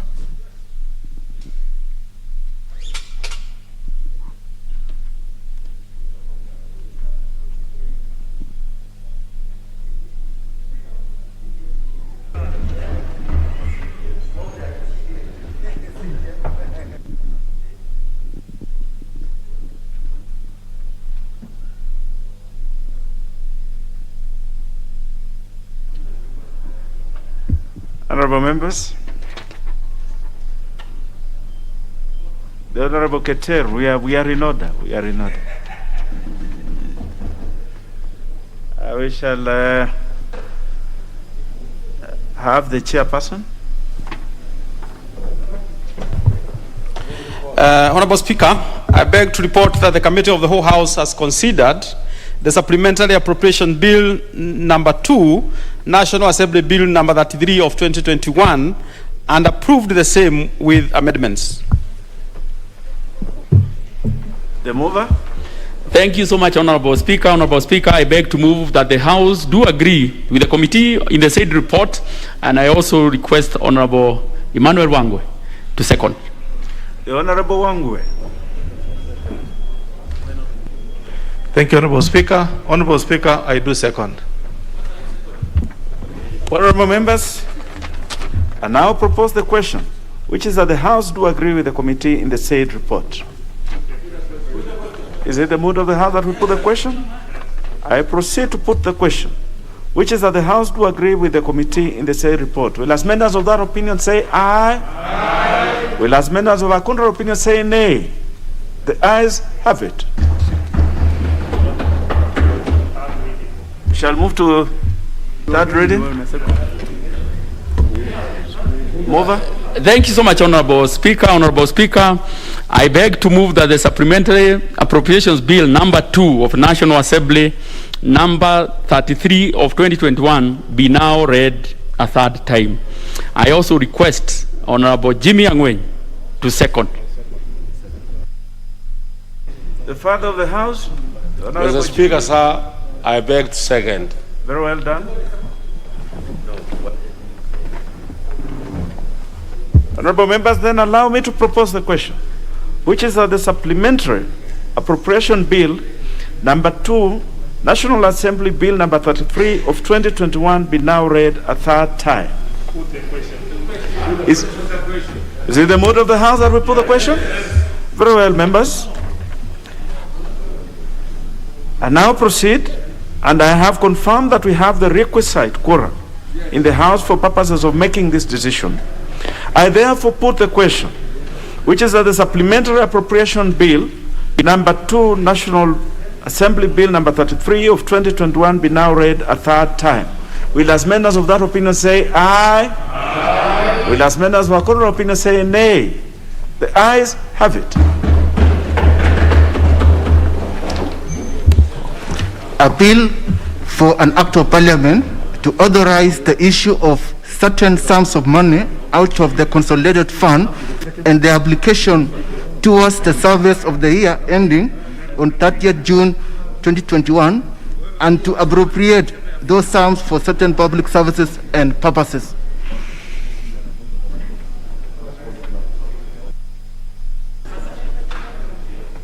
Very well, that job is done. Leader of Majority, on a point of order. Yes, Honorable Speaker,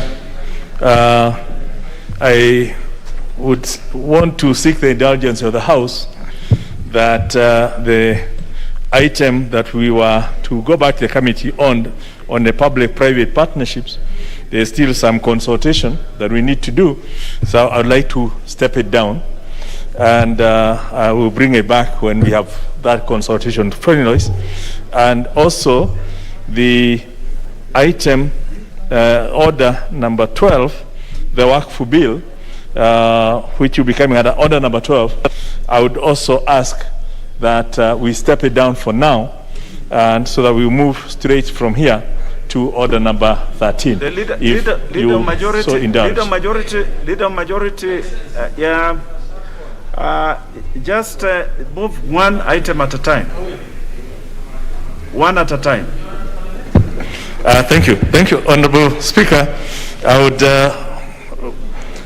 like to seek the indulgence of the House that we step down in the committee of the whole House the Public-Private Partnerships Bill, Bill number 6 of 2021, for the reason I've explained. There is still a bit of consultation, and if the House so indulges. That is in order.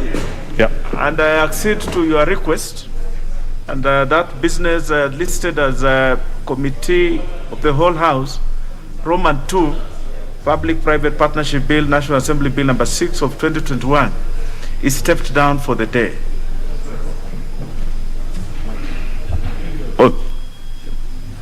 The leader majority have acceded to your request, and the business that is listed as committee of the whole House, Roman 2, Public-Private Partnership Bill, National Assembly Bill number 6 of 2021 is stepped down from the the order of business for the day. Now you can go to the second one, that your second request. Order number 12, the WAF Bill, National Assembly Bill number 73 of 2019, second reading. Leader of Majority. Thank you, Honorable Speaker. I would wish to also seek your indulgence, the indulgence of the House, that I step down the moving of the Waqf Bill, National Assembly Bill number 73 of 2019, because there is some members I would like to be here to contribute to this who are very critical in the formulation of this bill, and they have requested that we do it tomorrow when they will be available to give some background information so that members can appreciate what this bill is really all about beyond what I'll be saying. I would like to step it down.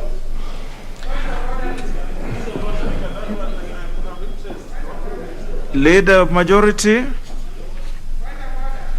What is out of order? The Honorable Member for Suba North. Let's just hear. Thank you, Mr. Speaker. Mr. Speaker, I'm a little concerned about the reasons that the majority leader is giving for stepping down the Waqf bill, that there are members who have special interest in it. I am a member who has also very special interest in it. That's why I'm here. I can even give you some of my points which I've raised here, Mr. Speaker, issues which I think might also be unconstitutional unless they relate to personal law. So why would you then consider that some people have more special interest in a bill than others? Mr. Speaker, if there's any other reason, maybe that is not prepared or another reason, that would make sense. But not because there are members who have more interest than others. We all have similar interests, unless somebody maybe has requested for a special reason that they'd want, to be given chance, but then the rest of us can speak, and then you can stand it for the other member to speak. After all, we have all the time on the world, Mr. Speaker. The Honorable Millie, that is enough. Honorable members, this business is the business of the Leader of Majority. He can request to step it down at any time, and he has done so. And I'm going to accede to his request. So the business that is listed as on the order paper as number 12 is taken out of the order paper for the day. His reason is wrong.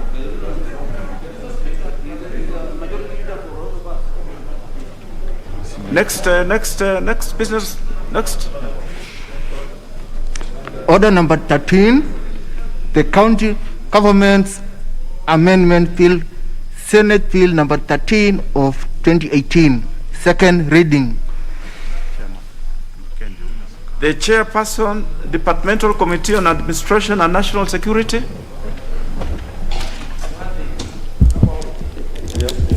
Thank you, Honorable Speaker.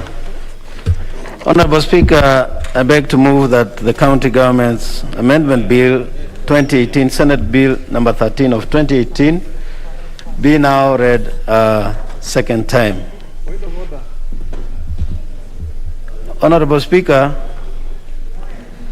the County Government's Amendment Bill, Senate number 13 of 2018, was read for the first time on Wednesday, 24th April 2019. Just hold on, the member for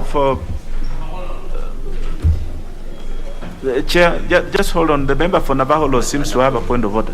Thank you, Honorable Speaker. Honorable Speaker, I rise on a point of order where this house is a house of records and a house of decorum. You have made a ruling yourself on your chair that when we want to appear in this house, Honorable Speaker, we must be dressed in a particular manner. I want to address myself to the educated but not learned, or learned but not educated colleague, the Honorable Kaluma. He is pointing at us with the chest, Honorable Speaker. Is the member in order to dress in that particular manner, Honorable Speaker? The Honorable Kaluma. The Honorable Kaluma. The Honorable Kaluma, the Speaker is satisfied. No, he's okay. The Speaker, honorable members, order. The Honorable Kaluma is properly dressed. He's properly in the house. Proceed, Chair Security. Chair Security, proceed. The Honorable Kaluma, you are properly dressed. Please resume your seat. Thank you, Honorable Speaker.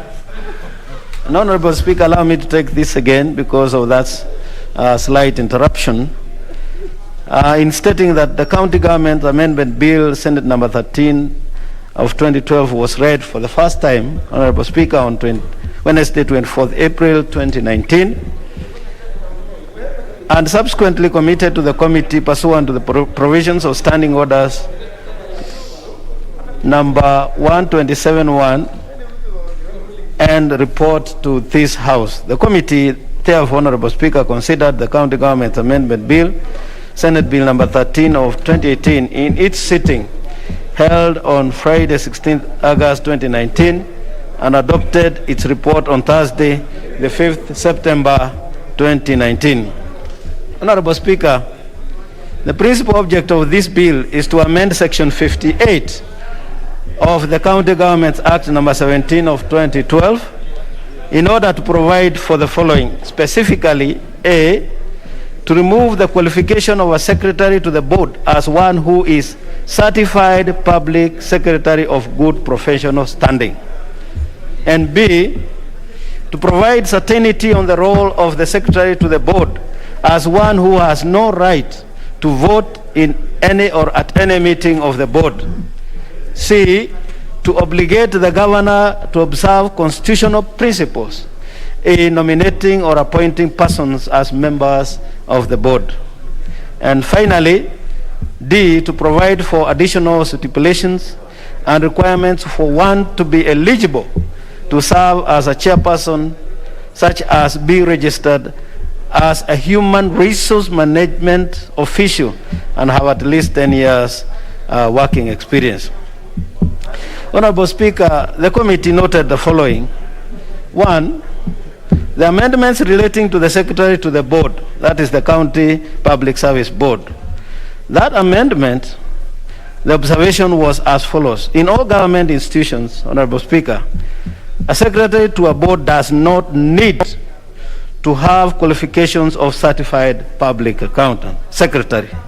These qualifications should be provided as an additional added advantage where there is advertisement on such a position. Honorable Speaker, also observed that there is need to provide for the qualifications of the secretary of the board in order to curb endorsement of persons who are not qualified by a governor who would probably pick somebody who does not have qualifications that can endear him to that job.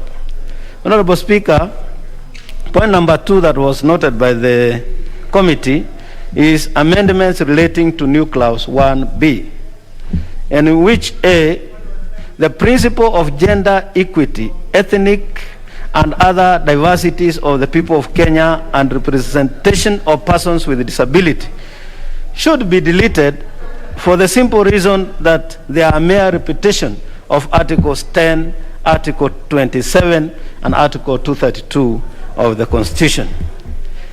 Secondly, that there is need to qualify paragraph B to provide that the governor should not take into account the national values and principles as set out in the articles of the Constitution to the extent practicable. And that means that we are obligating the governor to ensure that he adheres to the national values and principles as set out in our Constitution. Honorable Speaker, in regard to subsection 3, paragraph C, we noted that there is need to include qualifications of a vice chairperson with that of a chairperson. The reason being, Honorable Speaker, that a vice chairperson is to carry out the same duties as the chairperson in the absence of the same. And that means if you have somebody of less qualifications, then you are not putting the person in charge as the vice chair in par in terms of the qualifications, and therefore the output might be not as intended by the law. Honorable Speaker, the proposed paragraph 2 inordinately caps and fixes the position of only human resource management professional as persons qualified. And the reasoning behind here is that there are people who can hold managerial positions who necessarily don't have to be human resource management professionals as a qualification. And therefore, the committee observed that that is not necessary, and that is going to be one of the amendments that the committee is going to propose. Honorable Speaker, just to confirm to this dignified House that public participation on this bill, that this amendment bill was undertaken, and it was by way of advertisements in all local dailies, and that the views that came from those who submitted them were incorporated in the observations that the committee has made, largely agreeing with the amendments, except where the amendments are specific to a certain profession, where they feel that the other people are going to be disenfranchised, and therefore are asking that those specific or those qualifications that point to specific professionals be dropped, and that those who qualify by virtue of being in managerial positions and also having been to as an institution of higher learning be also considered while filling up positions in this manner. So, Honorable Speaker, those were the observations. There were only two clauses which we were dealing with, and that is those are the observations that we have, and that at the Committee of the Whole House we shall be moving to drop some of those amendments that are tailor-making these positions to a certain cadre of professionals. So, Honorable Speaker, I'll want to beg to move and ask my member, the Honorable Dr. Makali Mulu, to second. Dr. Makali Mulu.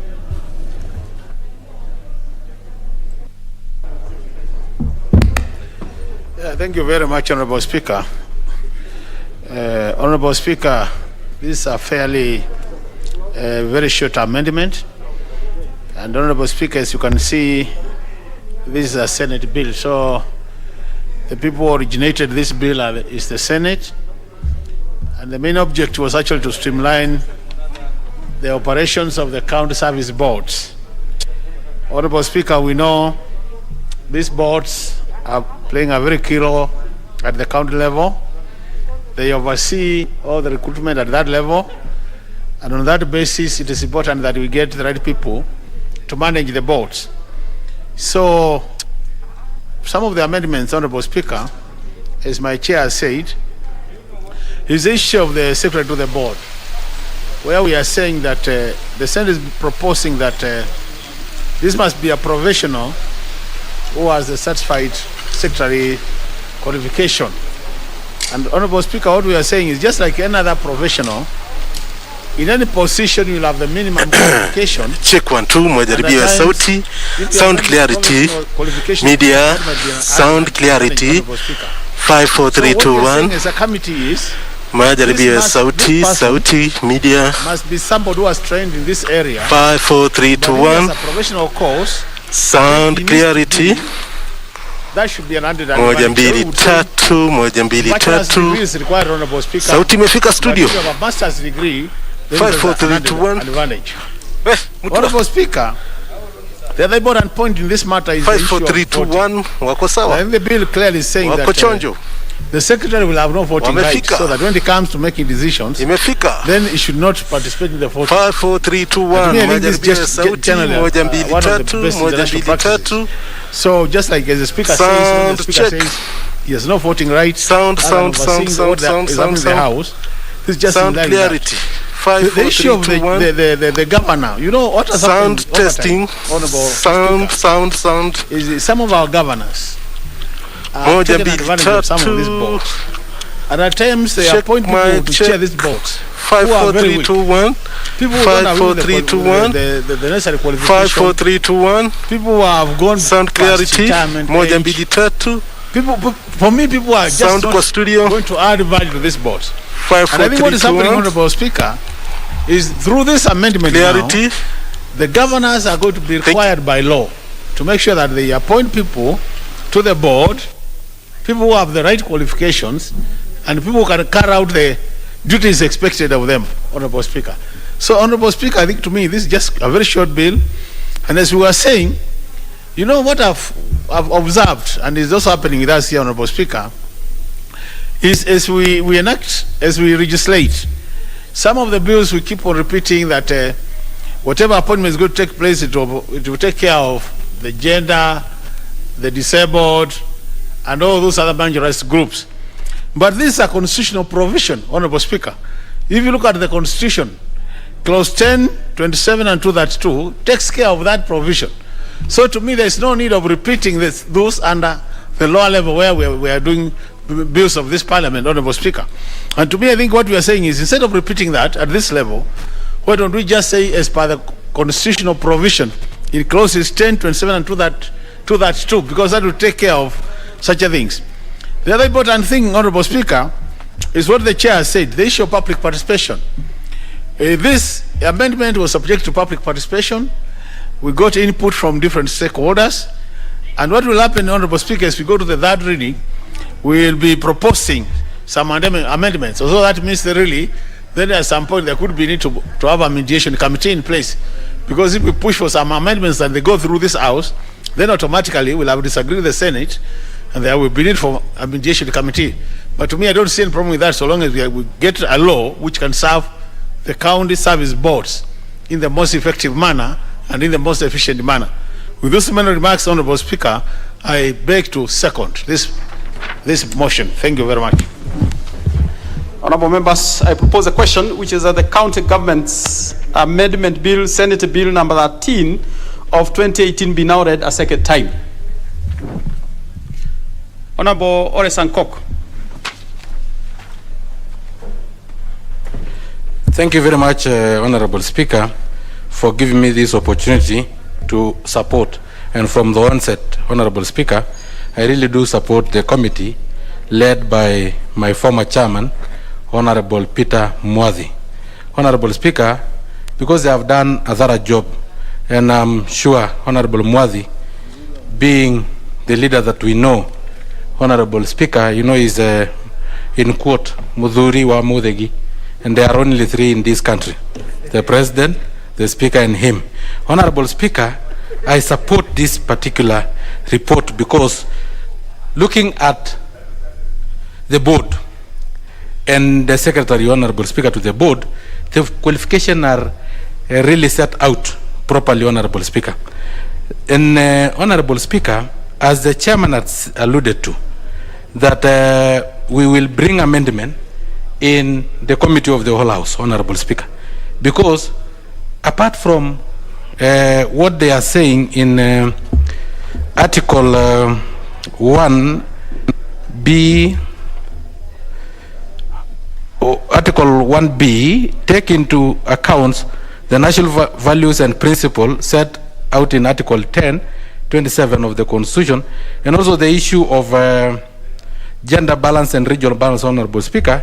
We need to bring the caption of inclusion of persons with disability, as Honorable Makali Mulu have indicated, so that we bring into play the issue of persons with disability as in line with Article 54. Honorable Speaker, in the past, we have had governors appointing secretaries to the board from all directions, Honorable Speaker. Retirees, Honorable Speaker. Competitors, political competitors, Honorable Speaker, without going into details of their qualification, denying so many Kenyans who are more qualified that opportunity, Honorable Speaker. Honorable Speaker, as we go towards our 10 years mark of devolution, we have to review what have worked and what have not worked, Honorable Speaker. And the Senate the report of the County Government Amendment Bill of 2018, set number 13, Honorable Speaker, address some of these challenges, and it will go in good line to try and cure some of the challenges that we have been having, especially with the bloated wage bill in our county government, Honorable Speaker, where people have been employed anyhowly. Honorable Speaker, also the issue of the chairperson be registered as a human resource management official and have at least 10 years working experience in a managerial position. This bill, Honorable Speaker, want to amend so that also the qualification of the vice chair is at par with the qualification of board members. Honorable Speaker, it is common sense that since when the chairman is not there, the vice chair will take over. And if he is not as qualified as board members, Honorable Speaker, he may not be able to chair, and he may suffer from inferiority complex. And that is where we normally have conflict within the board, Honorable Speaker, that will go out and bring a lot of problems within the management of county government. Honorable Speaker, this report, as per what I have seen, is that it have beat the threshold to be in front of this house in terms of public participation. There were adverts in the newspapers, Honorable Speaker. There were memorandum from stakeholders, Honorable Speaker. So, Honorable Speaker, this is a report that we say it is rightfully in front of this house. So, Honorable Speaker, with those very many remarks, I support and congratulate the committee for having done a very thorough job in bringing out this report. Thank you very much, Honorable Speaker. Honorable Nyenze Edith, member for Kitui West. Thank you, Speaker. Let me, from the onset, say that I support this amendment, the County Government Amendment Bill, Senate Bill number 13 of 2018. Let me start by noting that we need to have a very qualified county government board, because this is a board which is in charge of employing people in the county governments.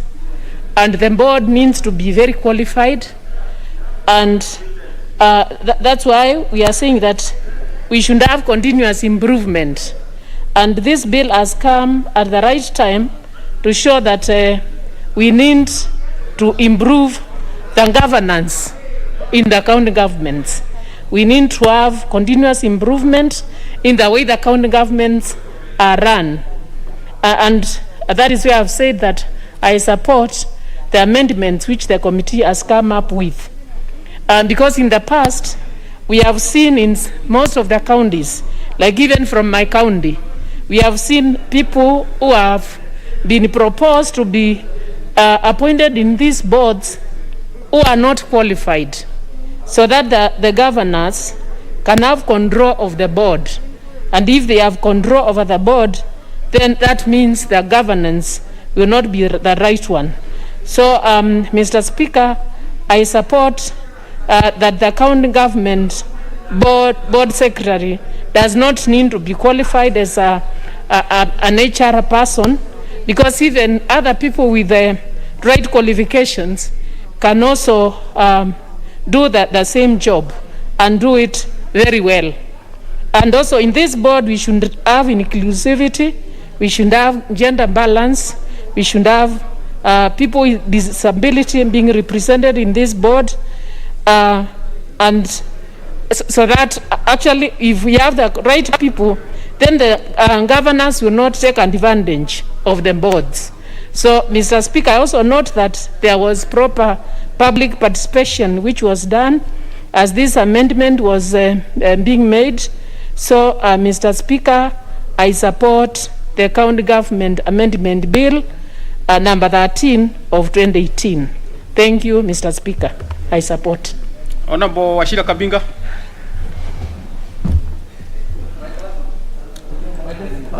Thank you, Honorable Chair, for giving me this chance to contribute to this. And Honorable Chair, let me on the onslaught correct nominee 001, because he said there are only 3 people who are wazee wa Muthegi, and I want to let him know that I am one of them. Honorable Speaker. Honorable Speaker, this particular bill is a very simple bill, yet very important, Honorable Speaker, because if we really want to succeed in the area of devolution, we must professionalize all areas to ensure that we do not place human resource under the carpet, Honorable Speaker. And I say this because we know that when it comes to appointment out there, the major consideration is the political support. And if we go that way as a country, we will never succeed in our devolution. Honorable Speaker, this particular bill is simply bringing in professionalism in the county service boards.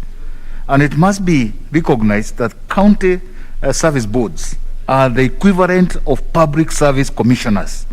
The board members are basically equivalent to the commissioners that we have nationally. And it is therefore very important that these members of the board have a sense of human resource as a skill for them to be able to execute their mandate as stated, Honorable Speaker. Honorable Speaker, by requiring that the chair and the vice chair to have at least a minimum of a bachelor's degree, and also to be of the human resource professionals, profession, Honorable Speaker, we're simply saying that these service members will now be able to select the right people in the various categories of the county governments for the county governments to execute their mandates in the right way. We are also saying that we no longer give the county governors the leeway of using political support as a way of rewarding their people. If they do so, let them do so in the professional manner by praising the right people in these service boards. We also hope and believe that the Public Service Commission is working very closely with these service boards, and I'm aware of that, Honorable Speaker, having been a member of the Committee on Administration and National Security, that the Public Service Commission has been working very closely with the service boards to ensure that they have the right capacity. That effort by the Public Service Commission can only bear fruits, Honorable Speaker, if we have the right people in those boards. If we don't have the right people, then we are unlikely, we are not likely to have fruits out of that effort. Honorable Speaker, it is because of this that I feel strongly that this bill is even overdue, and we need to also continue looking at other categories of the county governments, Honorable Speaker, to ensure that they have the right skills to execute the mandate that is out there. We do know, Honorable Speaker, that the replication of the national government to the county government has been moving forward. But because of the lack of capacity at the county government level, Honorable Speaker, we find that some of the mandates that being undertaken by the county governments is either going slow or not being executed in the right way. We therefore urge that there be a mirror and an exchange of skills between the national government, may it be in the area of public works especially, so that we can also build capacity of the public works officers in the county government, so that they can also be able to execute as much. And so this is just a beginning, Honorable Speaker, and I hope that this bill will serve as an example of what needs to be done with the other levels of the county government. Honorable Speaker, with those few remarks, I support this bill. Thank you. Honorable Odhiambo Akoth, member for Suba North. Thank you, Mr. Speaker. Mr. Speaker, I rise to support. But even as I support, I just wanted to comment some of the one or two things that are of concern to me. Mr. Speaker, if you look at clause 2, clause 2A, subclause Roman 2, and further A, where it says that in nominating or appointing a person as a member of the board, the governor shall observe the principle of gender equity, ethnic and other diversities of the people of Kenya. So, Mr. Speaker, I just want to say that providing for gender equity and ethnic diversities of the people of Kenya is actually a good provision which is constitutional. Mr. Speaker, however, I'm just wondering how practical it might be, because if we look at most of our counties, they are employing almost people from the same county, and which is actually a factor that also recognized in the National Cohesion and Integration Act, which I see is actually the next bill that is coming up actually for overhaul. So I don't know whether that would then change the framework or the legislative framework. But if it doesn't, then it's actually one of the areas where that constitutional provision is sometimes allowed, that they may not provide totally for the ethnic inclusion that we seek. If you go to Kiambu County, for instance, most of the offices you walk in, you will probably speak in Kikuyu. Similarly, if you go to Homa Bay County, most of the offices, if you go, you'll probably speak in Kijaluo. So, Mr. Speaker, perhaps what I'm hoping is that the new bill that is coming, that will be replacing the National Cohesion and Integration Act, will look very carefully at the issue of integration of other ethnic communities, so that devolution should not serve to increase ethnic divisions in the country or to create ethnic enclaves in the country, but to make sure that very specific counties have the face of Kenya. There's really no excuse why, for instance, Kiambu should not have people from Homa Bay County and vice versa. Mr. Speaker, the other issue that I would want to speak to is I'm calling on the committee, and if they don't, hopefully myself, Mr. Speaker, because of also the other issues of ethnic diversities within the counties, that you need to add the issue of ethnic minorities, so that you say that they shall provide an equal opportunity for persons with disabilities and ethnic minorities. Why do I say that, Mr. Speaker? Mr. Speaker, I say that because you find that in a lot of, it's good that actually in this bill they are providing for for persons with disabilities.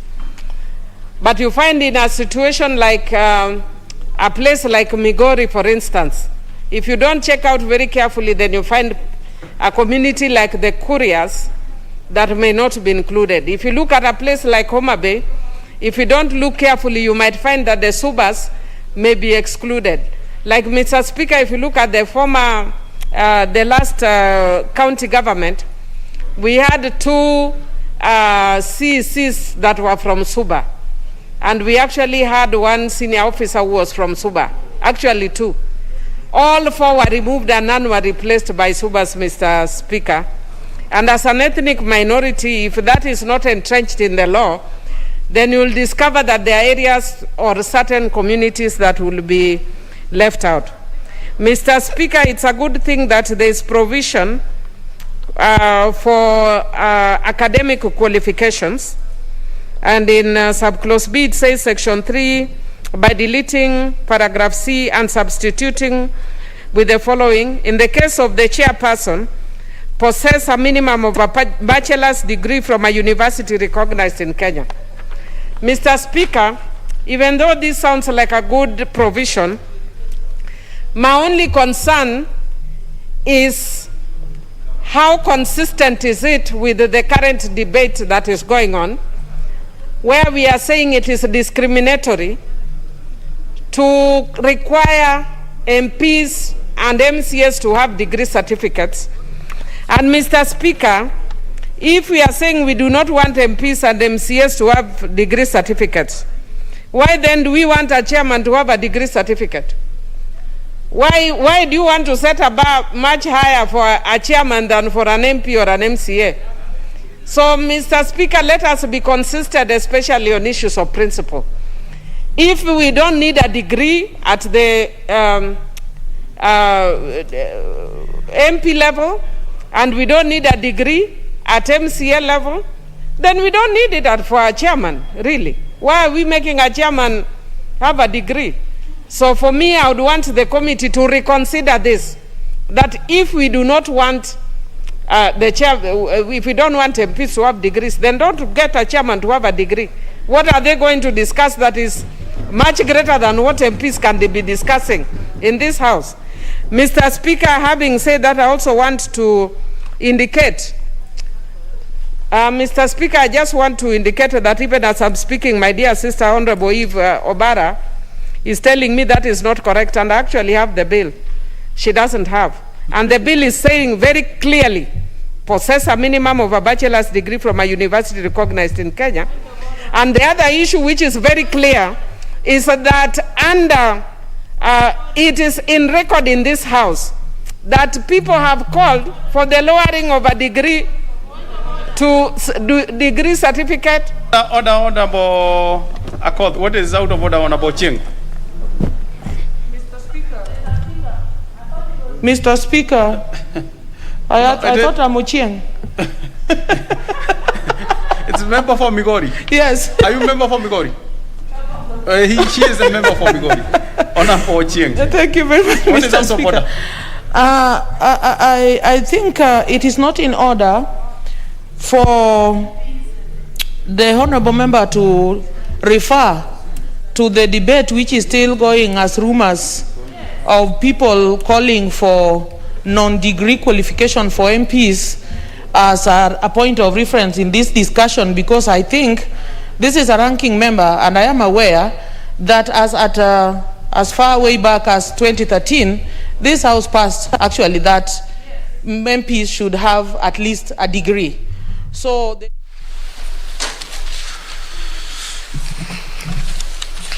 fellow Kenyans, today we mark more than 15 months since we recorded our first COVID-19 case here in Kenya. And although our experience as a people have been different, the last 15 months have been a season of adapting to a new normal. Our former way of life was reset, and we all had to accept and adapt to a new and very unfamiliar routines. As you all know, to protect our children and to secure their future, we took them out of school. Similarly, we had to shy away from places of worship in order to preserve the believers, their families, their neighbors. And for the love of our elderly, we also had to forego visits to our elderly relatives in order to show them true love by caring for their lives. This has been the unfamiliar and uncomfortable new order for the last 15 months, not just here in Kenya, but globally. As a country, we have adapted to the new normal with grace and resilience, and for this I thank Kenyans. Terms that looked remote and far from our reach became our normal. The mention of curfew elicited anxiety and lockdown uncertainty. And over these 15 months, we have learned to anticipate COVID-related shock and to forestall its impact with speedy action. On our part, the government has provided swift policy actions and bold decisions whenever a COVID-related threat was detected. But our resilience as a nation against this pandemic is not just a governmental affair. The people of Kenya have also exercised a very admirable degree of civic responsibility in this fight. Indeed, Kenyans have taken the civic duty of protecting themselves, their families, and our country against this pandemic, and they have done so positively. Without your exercise of civic responsibility and duty, government's swift response would have amounted to nothing, and for this I once again thank all my fellow Kenyans. For the last 15 months, COVID took us to a state of uncertainty in unfamiliar territory that was compounded by a series of dilemmas that pitted a choice between lives and livelihoods. But today I'm happy to note that a path out of this uncertainty is beginning to emerge, and the emerging path has two sides to it. The first is a challenge, and the second is an opportunity that has a promise. So let me begin with the path that is a challenge. For the last 15 months, our efforts of fighting this pandemic can only be described as containment seesaw. And I call it a seesaw because sometimes we win on one front and experience a loss on the other. For instance, the highest positivity rate this year was at 26.6% in the fourth week of March 2021. This forced us to zone out and lock down the COVID hotspots of Nairobi, Kajiado, Kiambu, Nakuru, and Machakos. These counties at the time accounted for 70% of all COVID-positive new cases. The lockdown brought the positivity rate down to 7.8% in May of this year, and as we ease the lockdown measures in the 5 zoned counties, the western region of our country and the neighboring Republic of Uganda experienced a new wave. Because of the unusual nature of this virus, our gains in Nairobi, Kajiado, Kiambu, Nakuru, and Machakos were nullified by the Western attack.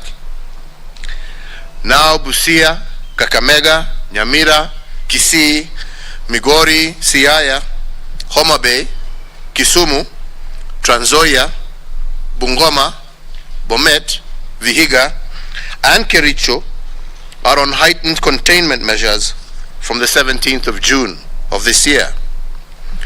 In fact, out of every 5 positive cases in Kenya a fortnight ago, 2 were from the western region. And what is worse is that this region has experienced a high positivity rate of 21% compared to the national average of 9.1% at that time. This swing between loss and gain in the fight against the pandemic is what I'm calling the seesaw containment. You win in one theater of a battle and lose another. And by default, this swing has created some form of survival instinct in our population. The fight against COVID is both a social as well as a health challenge. And as such, we aspire for herd immunity in the health arena. And we seem to have built what psychological experts called herd instinct in the social arena. We seem to have built a national consensus on what we must do to defeat this pandemic, and I believe it is steadily working. Fellow Kenyans, the second path out of the COVID fog for Kenya is an opportunity with a promise.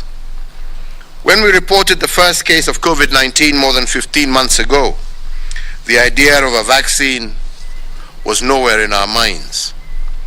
1 year later, in March 2021, we were able to roll out a national vaccine deployment plan, and our strategy was to vaccinate 10 million adults by June of this year and approximately 16 million by June of 2023.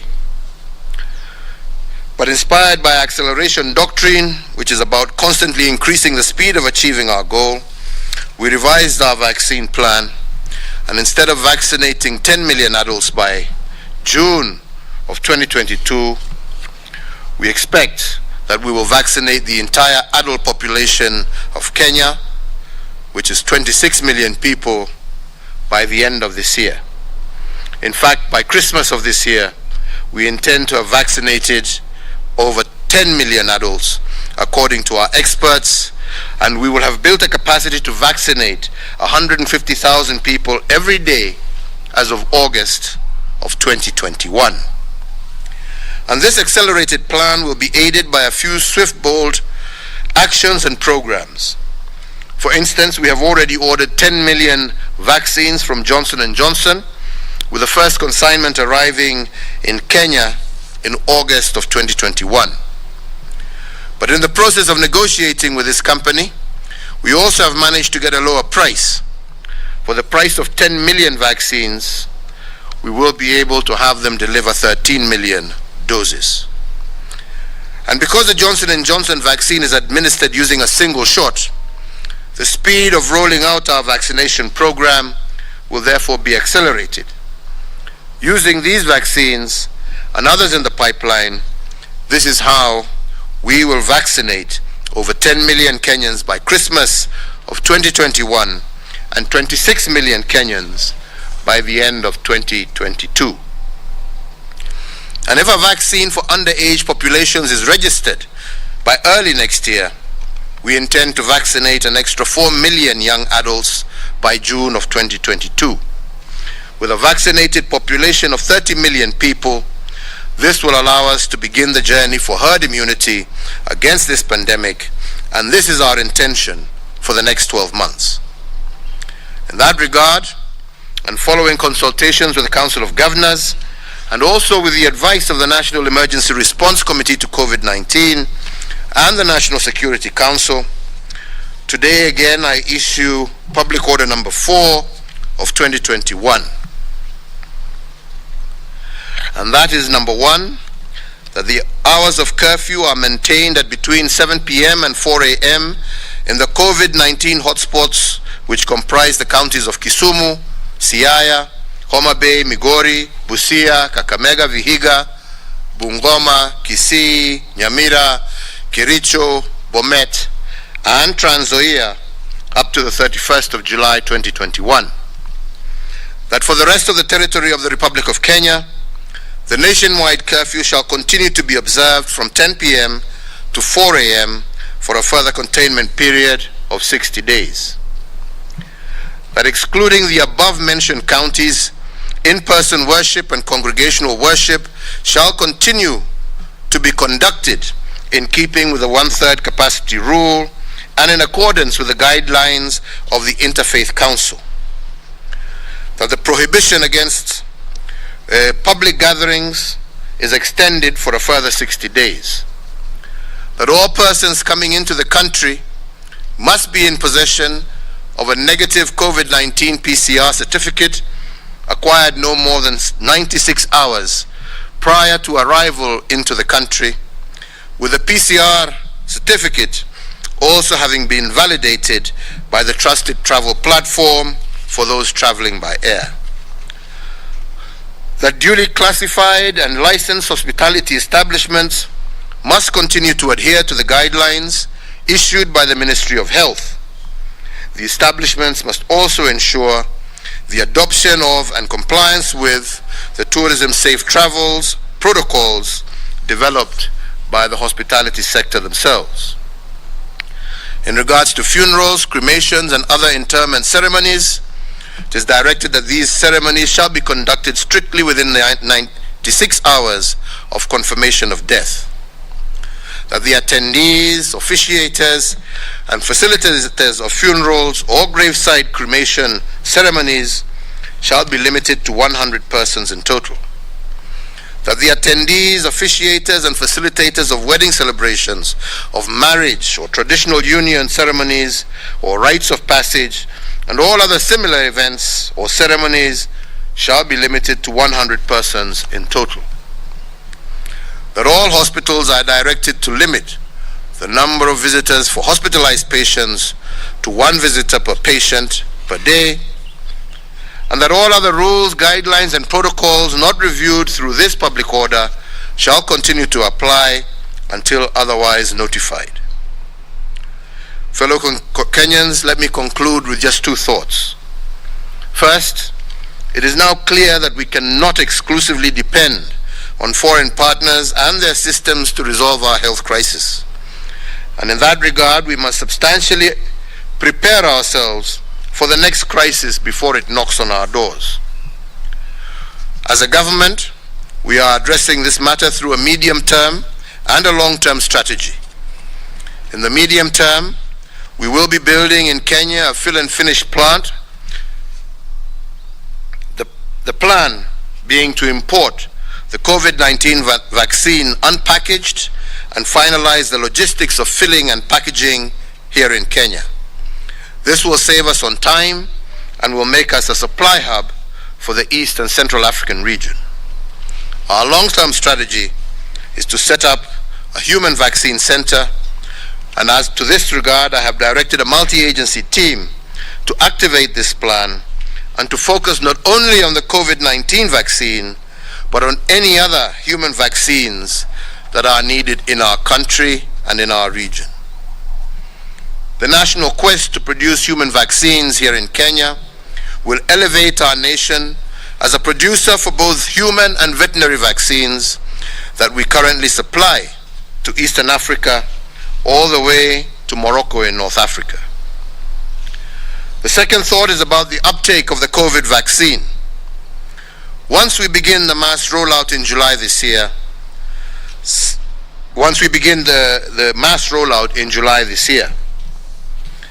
unfortunately, some Kenyans have formed certain theories about vaccination and its effects. Although vaccination is free of charge and no one will be forced to get it, some education about it is critical. And I say so because by mid-2022, we have potential to reach herd immunity, in which the danger of one infected Kenyan will not affect a community of people unchecked. But we can also build herd instinct in our communities. If herd immunity is meant to respond to an attack, herd instinct is meant to anticipate the attack and to stop it. And this can only be achieved through vaccination and vaccine education. To this end, we urge the Interfaith Council, working with the private sector partners and other civic associations, to take up the vaccine education and for it to be a central plank of the upcoming vaccination drive. This way, we will build a herd immunity and ensure that the instinct of communities to survive remains high. I thank you for your attention, and let me just continue to urge all Kenyans to do everything they can, not only to keep themselves safe, but also to keep their brothers and sisters, their parents, also safe. We can see what is happening across the globe, on our own continent. We are glad and happy that the measures that we have taken have helped us contain this disease as much as possible. But that can only and will only continue to be a successful route if we as Kenyans continue to work and collaborate together and support each other in this endeavor until we have truly defeated this pandemic and ensure that all of us are able to see the end of the rainbow. With those few remarks, I say thank you very much. God bless you all. Asanteni sana. Thank you.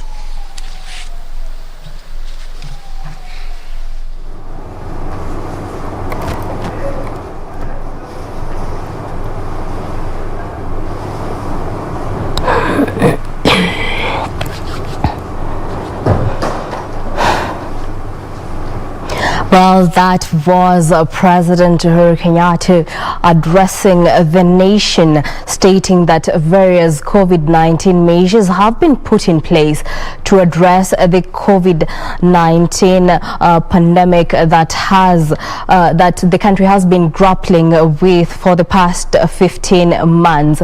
Well, he highlighted the resilience of Kenyans that is admirable in the fight against the COVID-19. At the same time, he stated that the 13 counties that have been declared as hotspot zones will also at the same time keep observing the lockdown measures that have been there, that is from 7 p.m. to 4 a.m. At the same time, he stated that by June this year, there will be a rollout of a mass vaccination program whereby they target that the entire population of Kenya will be vaccinated by the end of next year, and by December this year, the country should expect that over 10 million Kenyans will be vaccinated, and targeting that over 150 people will be vaccinated daily. At the same time, he stated that the country has ordered over 10 million doses from Johnson & Johnson, but instead will receive over 13 million doses. And at the same time, he stated that in his public order number 4 of 2021, he's stated that the 7 p.m. and 4 a.m. lockdown in the 13 counties will continue until the 31st of July, while the rest of the country will observe the 10 p.m. to 4 a.m. curfew for until further notice. At the same time, this coming, even as those coming into the country are required to be in possession of a negative PCR certificate that ought to be validated. And at the same time, even this, he stated that there was need to observe the adoption of the tourism and safety protocols, stating that also ceremonies, that is burial ceremonies, should be conducted within 96 hours of confirmation of death, while wedding celebrations are limited to 100 persons, while in hospitals there is need only for one visitor to visit the patient. This, even as he stated that there was need for the country to put in place measures so as to cushion itself from the next crisis, saying that Kenya will create a human vaccine center, or rather it will set up a human vaccine center whereby a multi-agency team has been put in place to activate the plan of producing vaccines for the country as well as the East African region. He even stated that there is need to create the awareness of the vaccine, saying that the country has potential to build herd immunity, saying that this can only be achieved through vaccination.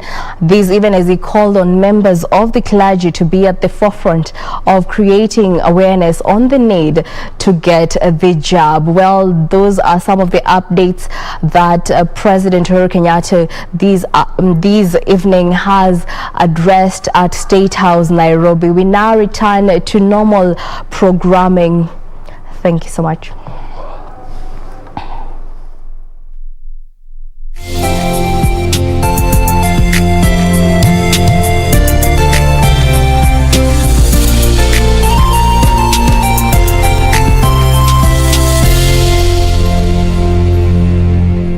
The future of money is simple, like unlocking possibilities with a smile. And having the world in the palm of your hand.